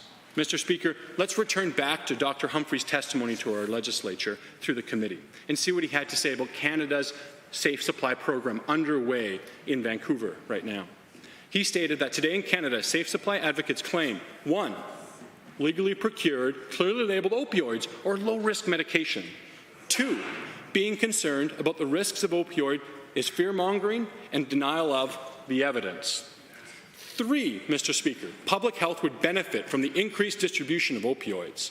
4, that controlled substances will be consistently taken as directed and only by the individual to whom they are prescribed to. Mr. Speaker, does this messaging sound familiar? Is it as though we are looking at a repeat of history in front of our very eyes whilst we're in the process of looking for damages from the very first instance of this attempt at safe supply in Canada, in what the pharmaceutical industry put us through? It doesn't take long to realize that this is a repeat unfolding before our eyes. Safe supply advocates, so-called, are making the same claims today that opioid manufacturers that we are currently in litigation against as a province and every single jurisdiction across this country are from 2 decades ago. Just because these are coming from people not associated directly with the pharmaceutical industry and instead with certain governments, whether they be in Ottawa or in Vancouver, makes it no better. The policy consequence of an increased supply of high-powered pharmaceutical-grade opioids will remain the same, independent of your intent. Albertans will be happy to know that last year, our government introduced the Community Protection Opioid Stewardship Standards. These standards were informed by the lessons learned by the prescription crisis of opioids in the 1990s and made it illegal to prescribe, provide, and dispense a dangerous opioid for the purpose of treating addiction alone. I'm glad to know that Alberta is doing the right thing by making this practice, which is doomed to repeat the mistakes of the past, illegal in Alberta if we don't take heed. But not every place in Canada, unfortunately, is on our page, Mr. Speaker. The West Coast, known to be Canada's drug capital, has welcomed a large supply and distribution of drugs, hydromorphone, from the Government of Canada. On September 9th of this year, in a Globe and Mail article published, a BC physician tells us that, quote, unwitnessed safe supply is causing immeasurable harm in unintended and deeply distressing ways, unquote.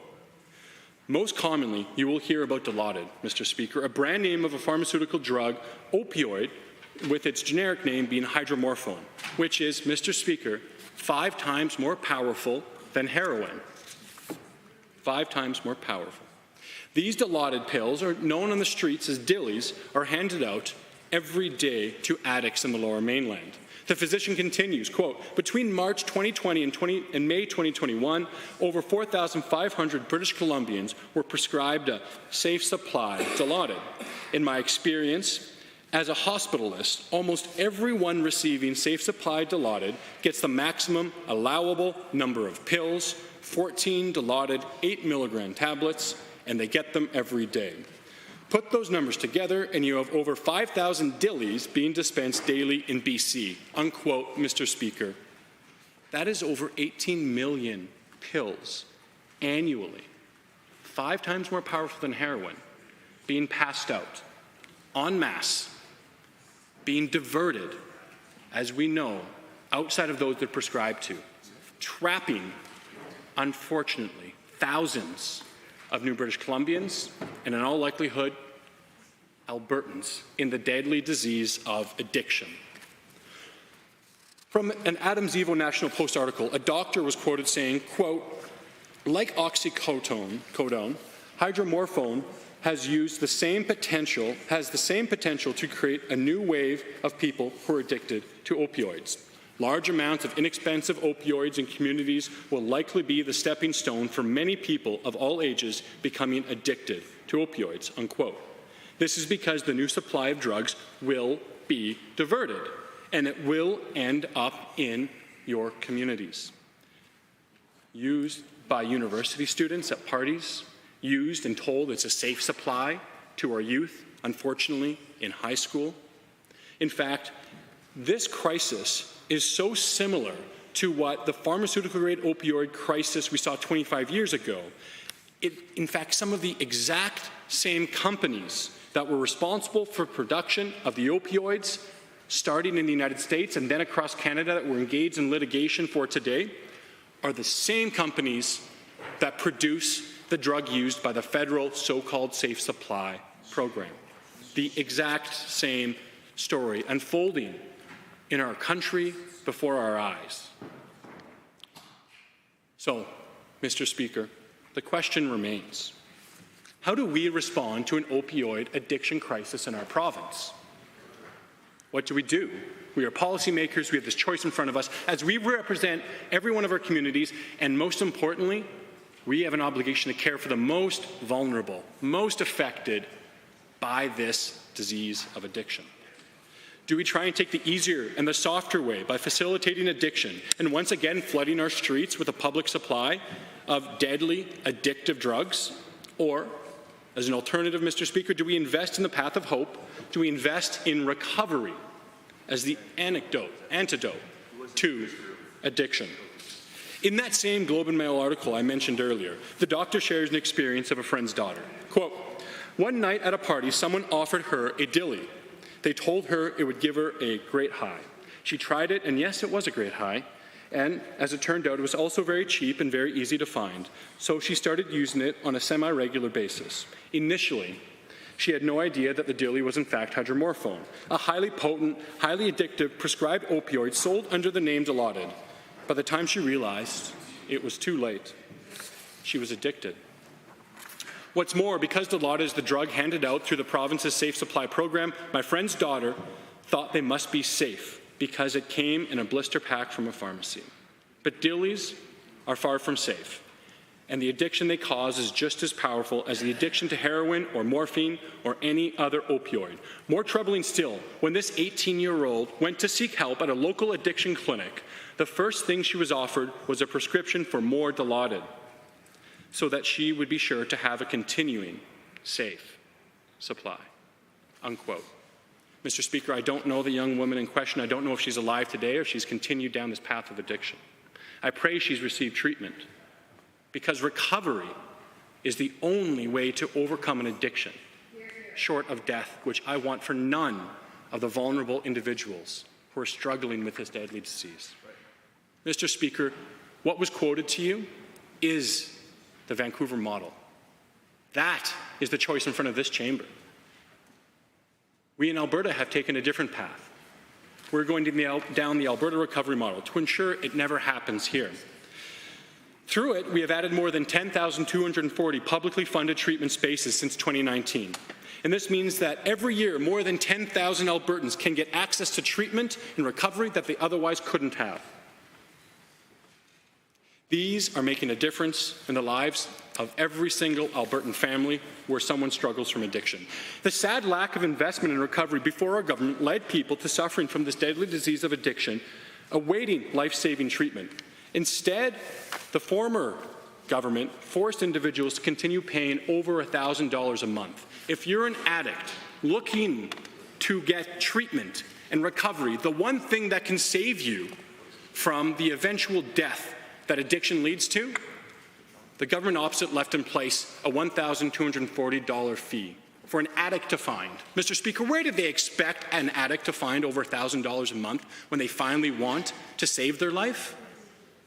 The truth is, Mr. Speaker, when claims come from the side opposite, we're not doing enough, I shudder to think what they would do if they were in government for all of these souls struggling with being captured by this horrible disease of addiction. We provide same-day, on-demand treatment through the virtual opioid dependency program known as OAT, opioid agonist therapy. Nowhere else in the country, or that I know, the Western world, has a treatment regime like this where anybody can get on-demand, same-day access to evidence-based opioid medication to get folks on the path to recovery. The truth is, Mr. Speaker, we're building 11 recovery communities where we saw opposition build none, invest not in recovery communities, to deliver long-term care treatment at no cost. Instead, they kept their cost, and they said what policy proposals they have are exclusively facilitating more addiction instead of overcoming it. With 2 of these recovery centres already open, more on the way, many of them working in collaboration for on-reserve treatment with our First Nation communities who are sadly disproportionately affected by this deadly disease of addiction and the crisis that ensues, we are going to continue to move forward when it comes to the treatment for individuals. Mr. Speaker, the direction we're heading as a province is taking a strong stance against those flooding our community with dangerous and even deadly supply of drugs, no matter if the opioid manufacturers, distributors, or consultants are the federal government or someone else. We saw the damage it caused years ago, and we will not let that happen again a second time. The truth is, Mr. Speaker, this class action lawsuit is an important statement, morally and financially, that those who pursue policies that will endanger thousands of Albertans, lure them into the trap of addiction with no real hope of recovery under their regime, we stand against it. Mr. Speaker, I ask you to support this bill. Thank you. The Honourable Minister of Mental Health and Addiction has moved second reading Bill 3, Opioid Damages and Healthcare Costs Recovery Amendment Act 2023. Are there any others wishing to speak to second reading of Bill 3?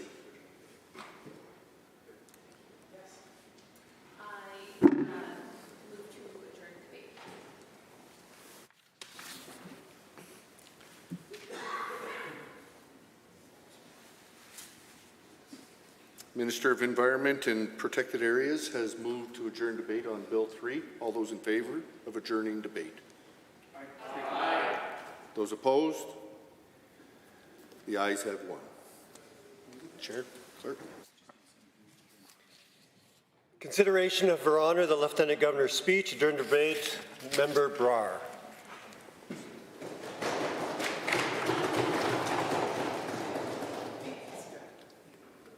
Okay, are there any others that wish to join consideration of Her Honour the Lieutenant Governor's speech?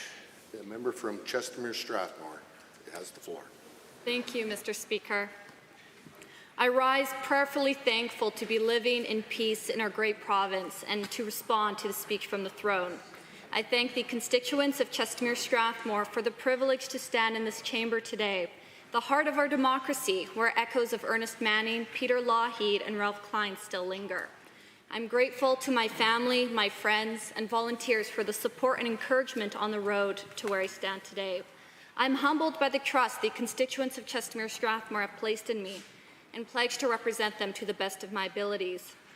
In what follows, I will sketch what makes Alberta great and the duty to guard against the font of 2 existential threats to Alberta and to the people of my constituency.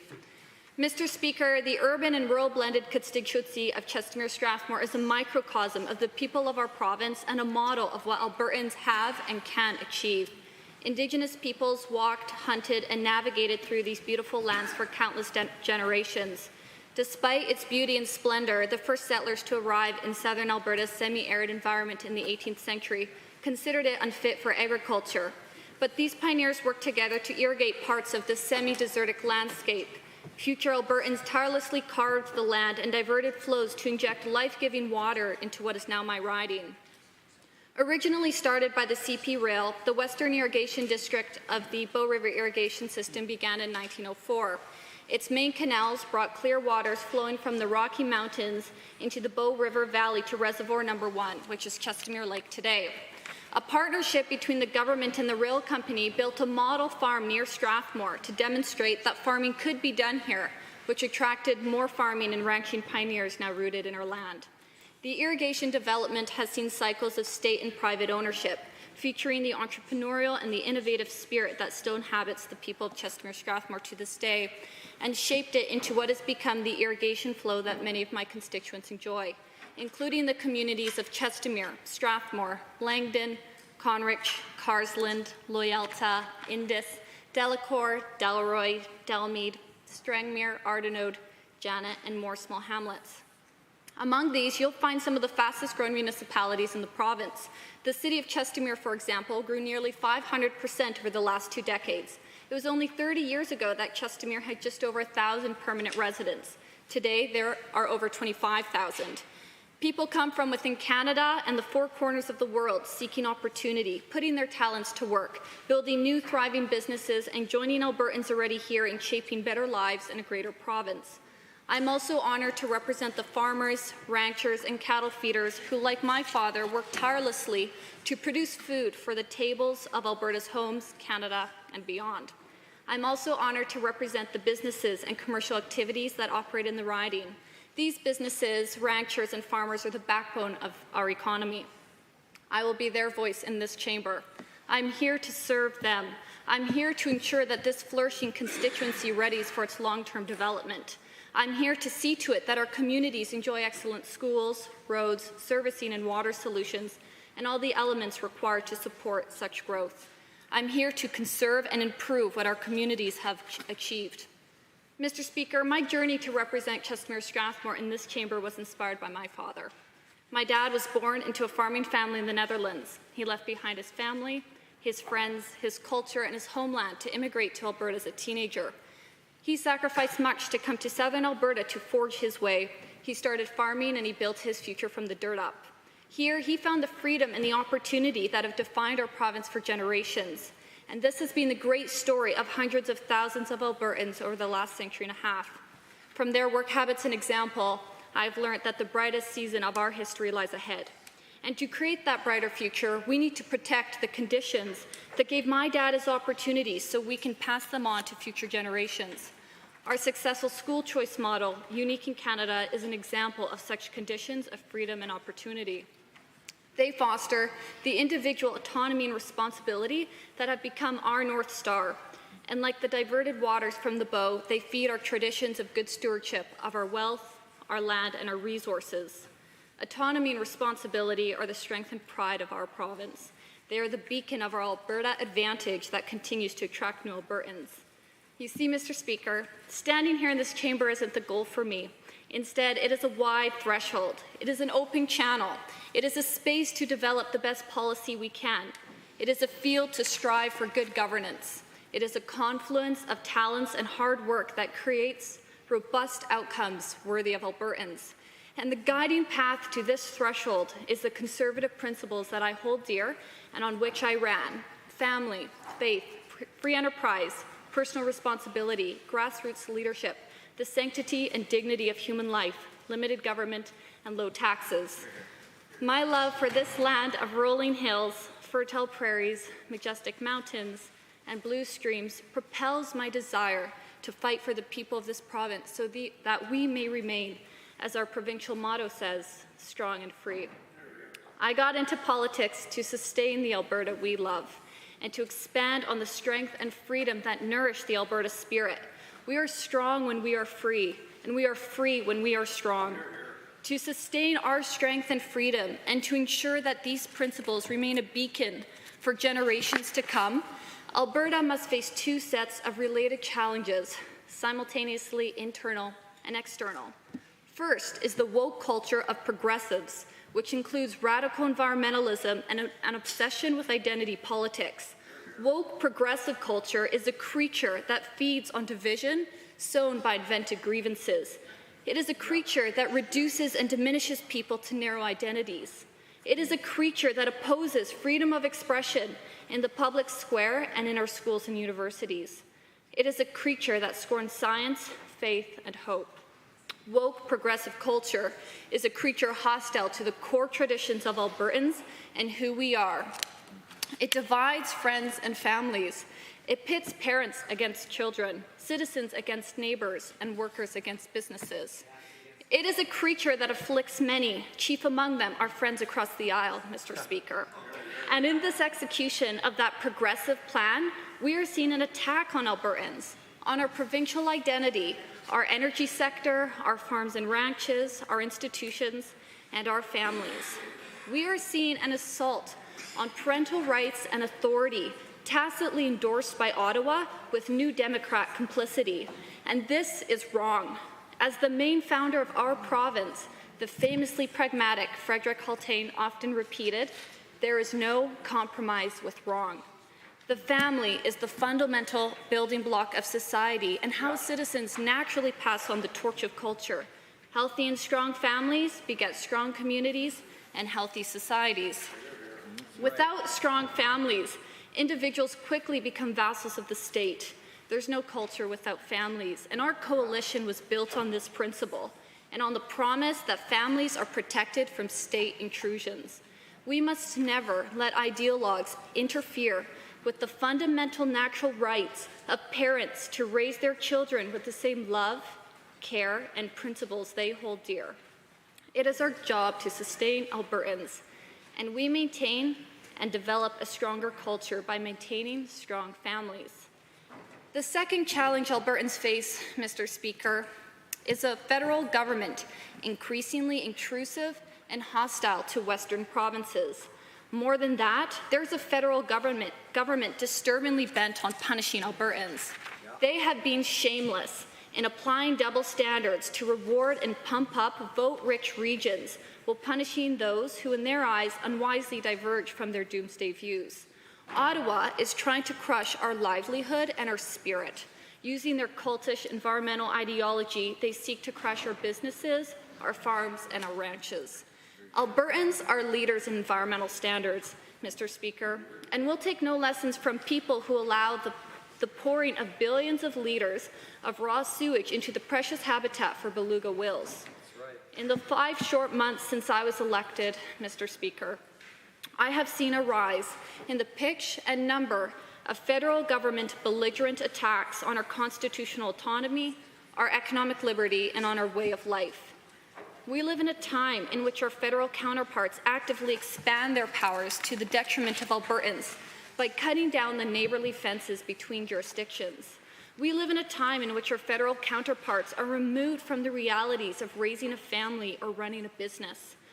Theirs is a dangerous centralizing and homogenizing project to refashion the country in accordance with their progressive ideas, an ideology that operates bereft of common sense and in the irrational foreground of a contrived doomsday.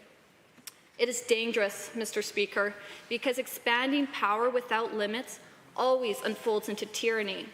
Frederick Hultain, then premiers of these territories before provincehood, was cognizant of this problem when he warned Prime Minister Laurier in early 1905, if the provincial jurisdiction can be invaded by federal legislation, what limit is there to the exercise of such power? The federal denial of control of our own natural resources at birth took 25 years to reverse, from Hultain to Premier Brownlee, and who can forget the epic battles won by Premier Lougheed to push Ottawa's taxing hand out of Alberta's oil wells. Alberta will vigorously resist the destructive progressive ideologies and attempts to invade provincial jurisdiction by expanding federal powers.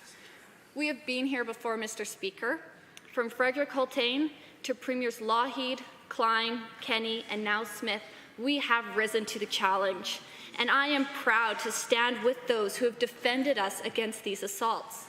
Albertans deserve strong leadership to protect our spaces and our livelihoods, to protect our institutions and our families, and that is why they sent United Conservatives to form a government.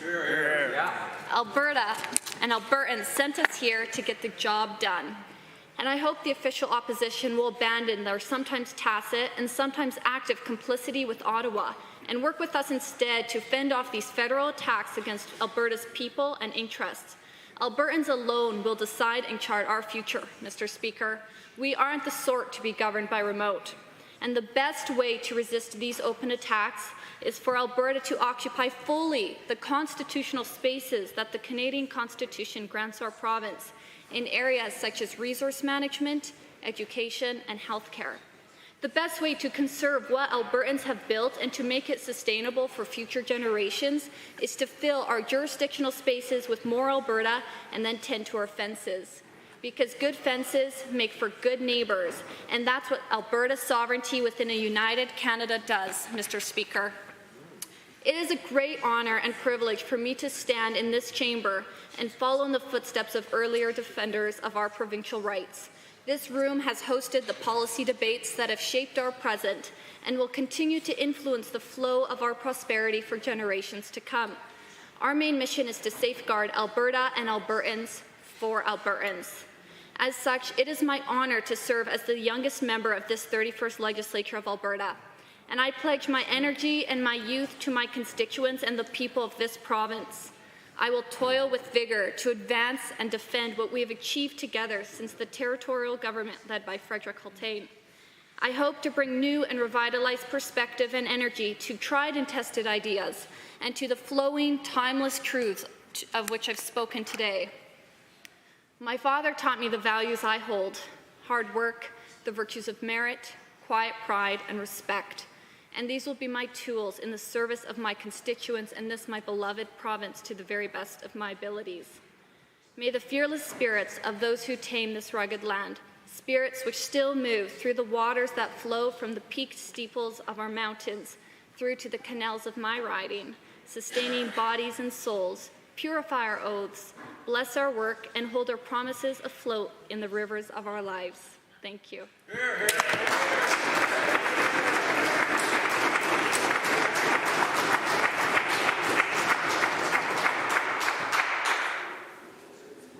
Thank you, members. And I might remind the Assembly that the use of proper names is not acceptable in this discussion as well. So, are there any others wishing to join in on consideration of the member from Edmonton Decor?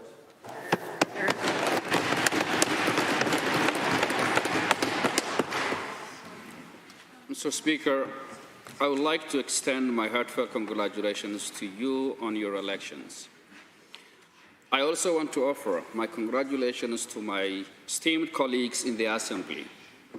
Today, we find ourselves entrusted with significant opportunity and profound responsibilities to represent the diverse voices of our respective constituencies. As representative for Edmonton Decor, I want to express my gratitude to the people of Edmonton Decor for their trust and confidence. Today, I stand before you as a newly elected member in this Assembly. I want to extend my heartfelt gratitude to my family, particularly to my wife, Hamdi. Hamdi, thank you for the unwavering love and support. To my three children, Taslim, Faisal, and Hodan, thank you for allowing me to take the time away from you and run for public office.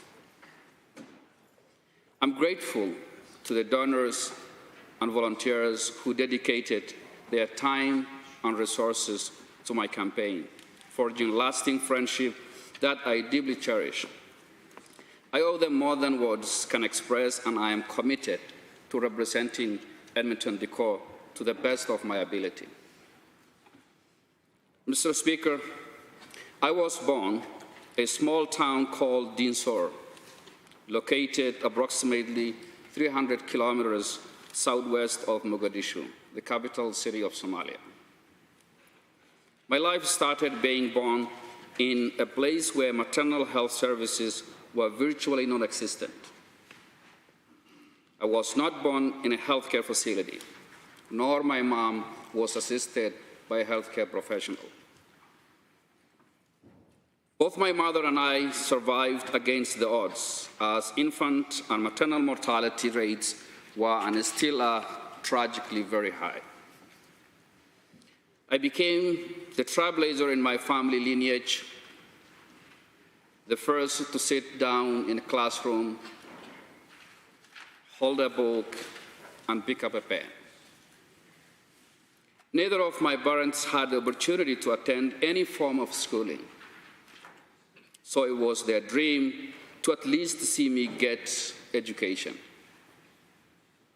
At grade 10, unfortunately, my homeland Somalia was ravaged by civil war, shattering all my family hopes and expectations. Every aspect of the public infrastructure was gone. Nonetheless, I stand here today because my dreams never faded. Despite the immense challenges, I managed to continue my education with the support of people who believed in children in conflict zones should have an opportunity. I eventually gained admission to one of the top universities on the continent of Africa.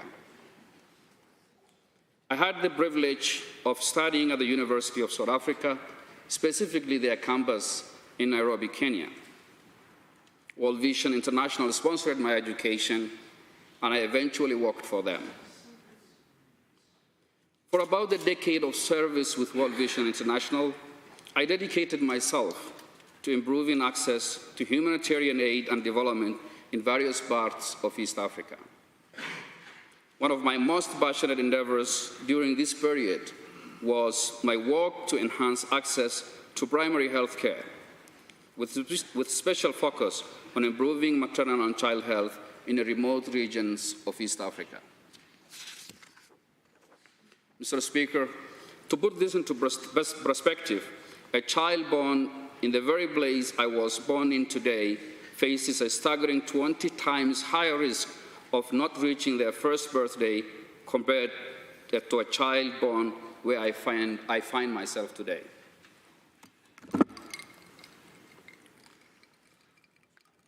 These sobering statistics fueled my determination to make a difference and ensure that every child and mother, regardless of their location, can celebrate life's precious moments. My journey in Alberta started 13 years ago when I joined my family in Edmonton as a new immigrant from Somalia. My wife, Hamdi, was the first one to migrate here as a government-sponsored refugee. With my wife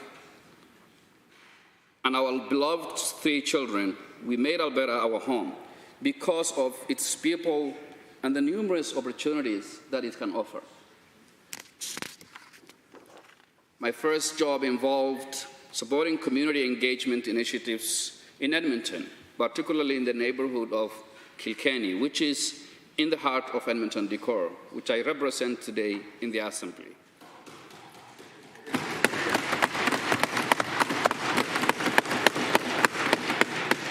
While working as part-time in Kilkenny, Hamdi and I made the decision to go back to school. I enrolled in the School of Public Health at the University of Alberta, where I pursued my graduate degree in public health. During my graduate studies, we lived in one of Alberta's social housing units, where I came to understand the significance of housing for individuals and families. Mr. Speaker, I was able to pursue my education dreams and reach where I am today because of these support systems, and I'm so grateful for these support systems. Many of my constituents are in need of such housing support due to the deteriorating cost of living. After 2 years of my graduate school, I worked as a policy advisor for the Ministry of Health and managed Alberta's primary healthcare strategy.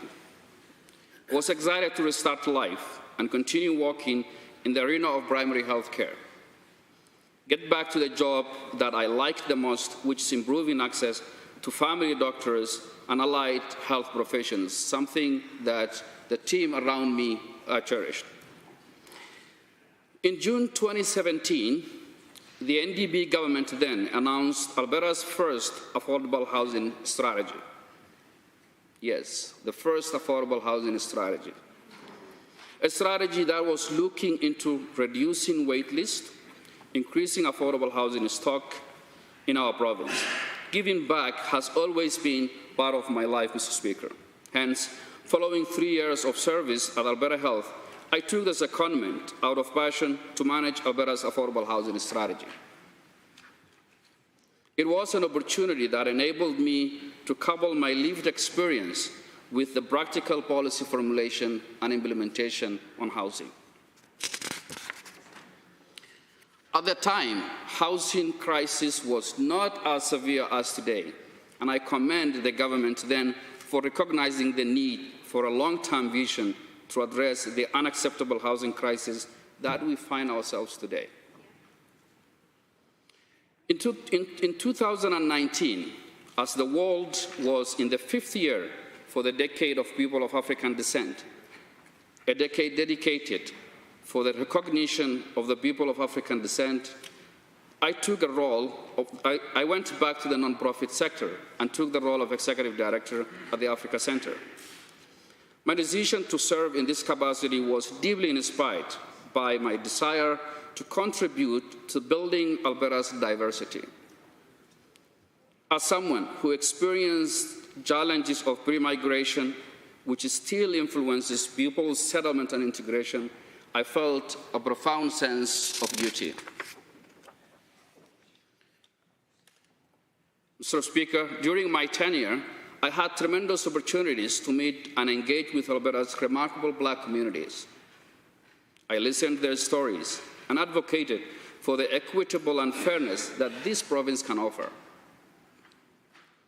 With the Black communities, we positioned the organization to be one of the largest Black serving organizations in Canada and the largest in Western provinces of Canada.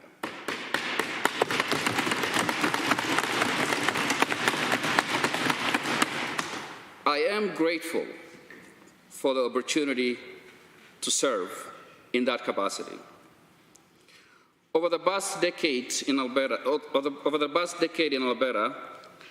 I've engaged with people from various walks of life, spanning generations and representing diverse backgrounds. Each person contributes uniquely to the thriving fabrics of this province.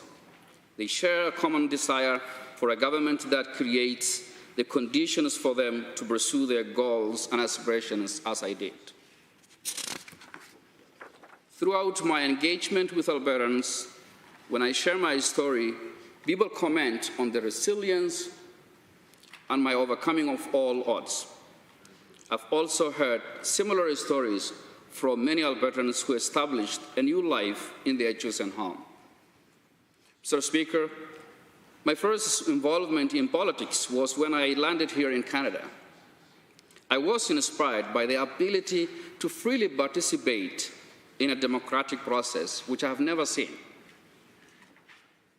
I was not able to vote yet, but I volunteered in the 2012 provincial elections.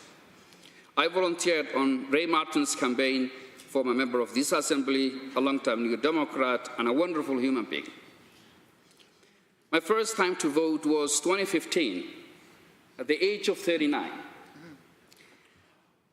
It was probably meant to be that, because my vote was one that contributed to the first NDP government in this province.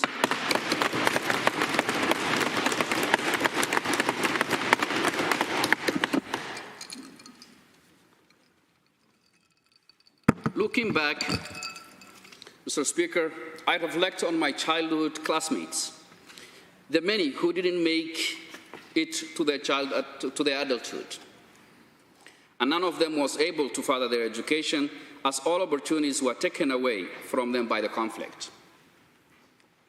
None of them could ever vote in a democratic process, but here I am, sworn in as the 963rd member of this Assembly. Mr. Speaker, I see this as the story of Alberta. It's the story of this growing province. In the past 2 years, I have knocked on countless doors, meeting individuals from small business owners, to teachers, healthcare workers. I had the opportunity to listen and what Albertans expect from their government. I've heard they expect to improve access to timely-based primary health care, lower the cost of basic needs, making housing more affordable and rapidly increasing the housing supplies, building more schools and ensuring kids are better supported to learn and grow, developing an economic plan that embraces the future, and ensuring that Albertans have a stable and predictable retirement saving. Mr. Speaker, the first week of October, during the reading week, I visited several schools, sat down in various classrooms. It was a joy. It was evident that, however, not only class sizes, but classroom complexities continue to add more pressure on educators in our schools. This is making school boards take difficult decisions, including reducing support services for our students, which will further worsen children's learning outcomes. The rising cost of living is affecting many Albertans, making housing affordability the most pressing issue that we ever seen in the recent history of this province. We are witnessing an increasing homelessness, deteriorating conditions of the existing social housing stocks, an increasing wait list for those who cannot afford the market price of housing. We live one of the richest jurisdictions in the world, but many Albertans have no place to sleep, Mr. Speaker. We all have obligations to immediately address these unacceptable conditions. To the constituency of Edmonton Decor and all Albertans, worry about their economic resilience, their quality of life, the living conditions, and the current and future environmental risks they face. These are just few of the various concerns that Albertans express. Unfortunately, Mr. Speaker, the speech from the throne that we heard on Monday didn't address these concerns adequately. As member of His Majesty Loyal Opposition, I pledge to do everything within my power to halt the further erosion of our vital people-centered programs and services that define our quality of life. I'm deeply humbled by the trust and confidence. Thank you, member.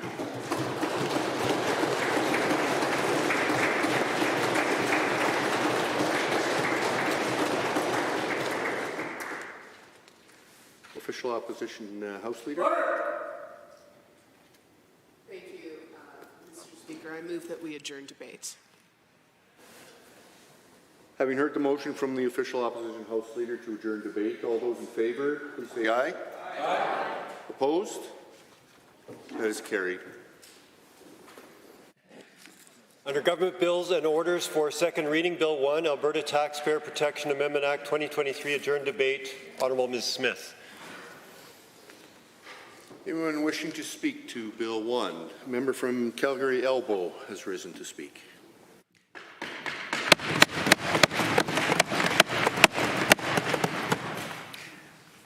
Thank you, Mr. Speaker. I'm pleased to rise at this moment to speak on Bill 1, the Alberta Taxpayer Protection Amendment. The Act requires a referendum in the case of certain four very specific tax changes, meaning an increase in tax rates, reduction in the tax exemption amounts, for both personal and business income taxes, and includes any changes or reductions in the exemption amounts for small business taxes. I have questions. Nothing in this bill addresses the stark affordability crisis that our constituents and the people of Alberta are facing, Mr. Speaker. The government has a majority. If they choose not to raise taxes, if they don't want to raise taxes, they can simply choose not to raise taxes. That is something that they can do in a legislative majority. If they wish to cut taxes, as they promised, they can do that as well. They can address many aspects of taxation policy without a bill of this sort. Now, I remember, I'm old enough to remember similar posturing bills in the past from similar styles of government. some that required a referendum in the case of running a deficit, others that required required a referendum in order to change taxation. And in every single one of these cases, when push came to shove and the going got a little bit tough, the government of the day, the Conservative government of the day, threw these amendments in the trash can in order to make the judgments that they needed to make in order to govern as they felt was effective. And this is more of the same. This is a promise that does not, this is a bill that does not, in fact, reduce taxes for anyone. Not a single person will see reduced taxes because of this bill. Not a single person will see increased affordability.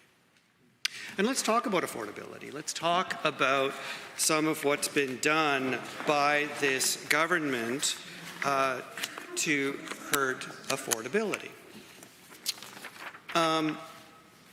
Utility bills have doubled in the last year. Auto insurance is up 30%. Tuition is up almost 30%. Municipal taxes have increased because of downloading of services to municipalities.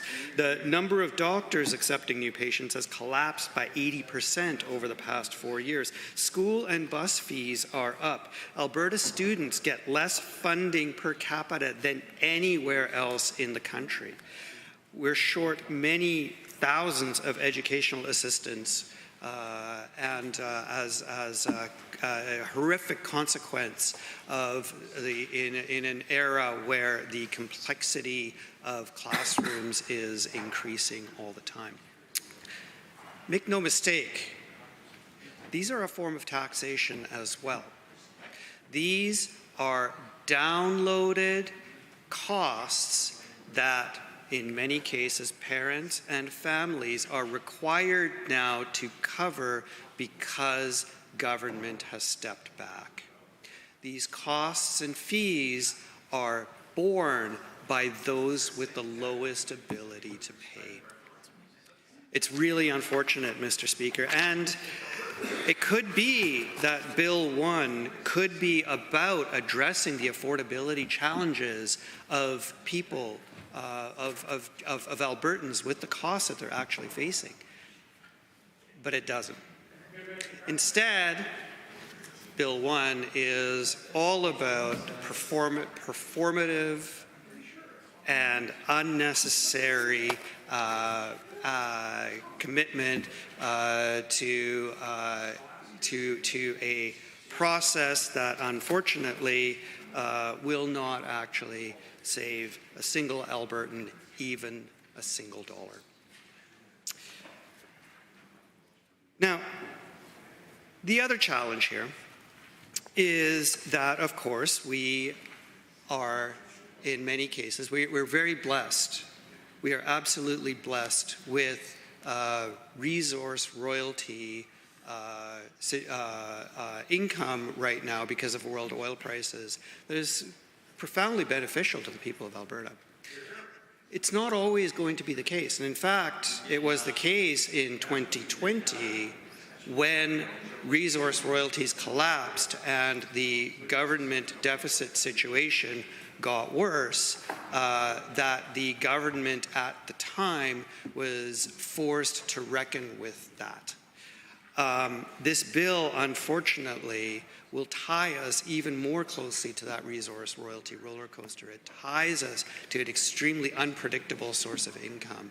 It ties us to, unfortunately,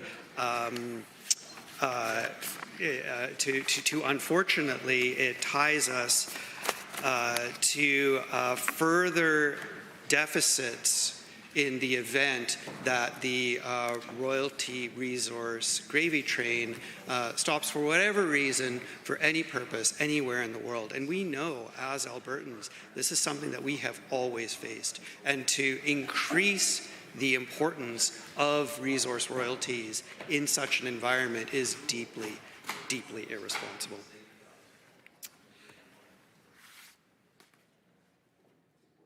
how does the government justify increasing the cost of living the way that they have? And, you know, one of the areas where I focus in my constituency for the people of Calgary Elbow, what they're facing right now is a deepening challenge with housing prices, with the cost of housing, with the cost of rent, with interest rates, with managing that. Unfortunately, there's nothing in this bill that provides even a single dollar that can help them do that. I have spoken to seniors in my riding who face rent increases of 50% higher. And again, I need to say this, this is what's leading to the worst affordability crisis that my constituents, that the people of Calgary, that the people of Alberta are facing in the last 40 years. And this affordability crisis is only getting worse. Mr. Speaker, I wish that there was something that I could point to my constituents, a government policy that I could point to, some sort of necessity that the government is paying for, some sort of additional factor that can be provided here as a result of this bill that allows me to tell my constituents that help is on the way, that this is a government that cares, that this is a government that's going to make sure that you don't end up homeless because your rent is going up by so much. And unfortunately, there is absolutely nothing here that allows that to happen.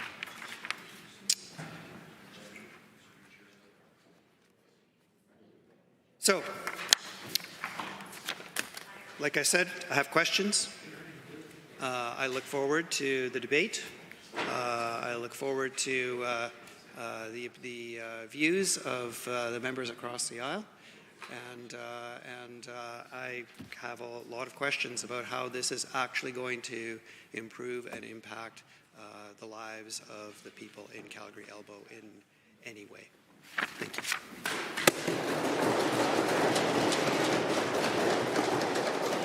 Any other members wishing to speak? The Honourable Minister of Finance and President of the Treasury Board.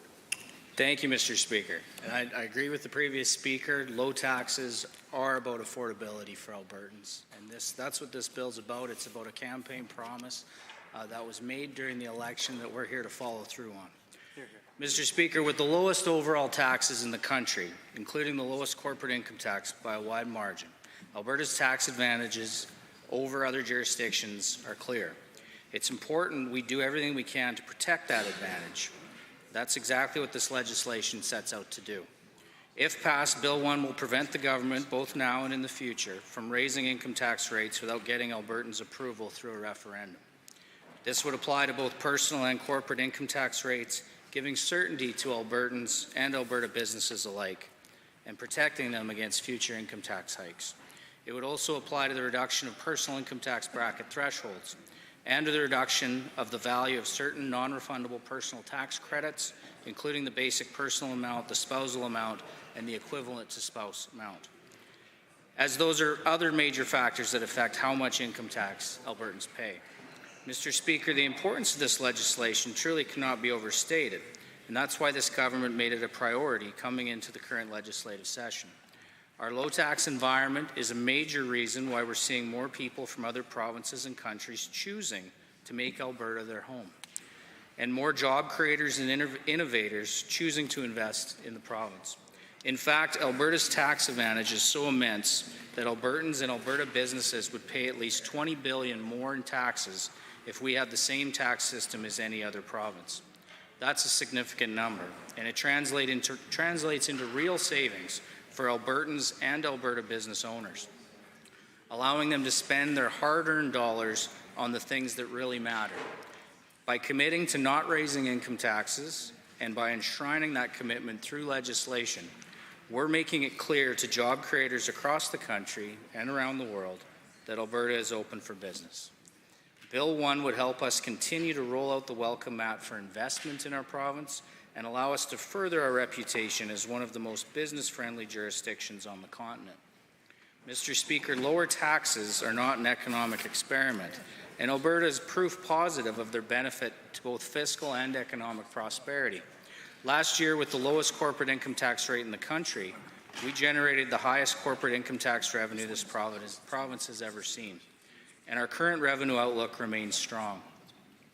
It's also well known that we're generating more corporate income tax revenue now than the previous government did with a substantially higher rate.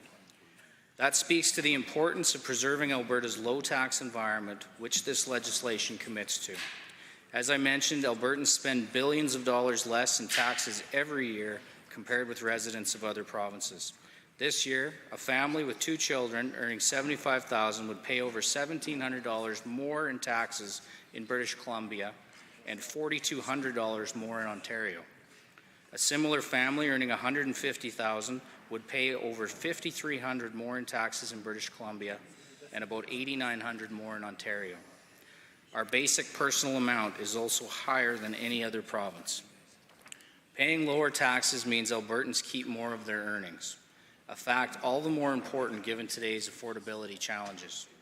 Mr. Speaker, Bill 1 reflects a key commitment our government made to Albertans to protect them against harmful income tax hikes that would make life more expensive and drive investment away from our province. Instead, Albertans can rest assured knowing that Alberta's government is committed to keeping taxes low and preserving Alberta's low-tax, pro-growth, business-friendly environment. Mr. Speaker, Bill 1 will help secure the future of our province. Thank you. Hear, hear. Thank you. Any other speakers wishing to speak? The Minister for Addictions and Mental Health.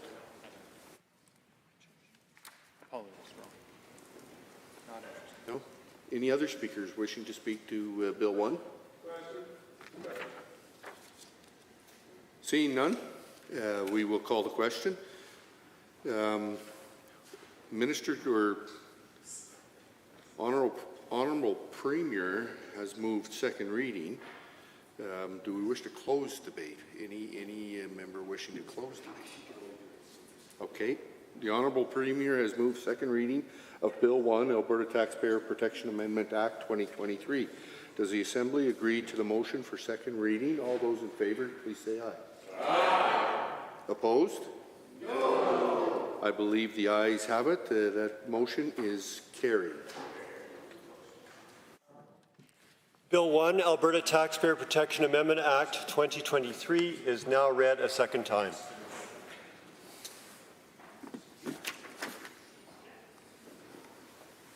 The Minister for Mental Health and Addictions. Thank you, Mr. Speaker. I appreciate the debate we've had today, and I move that we adjourn the Assembly until 1:30 on Monday, November 6, 2023.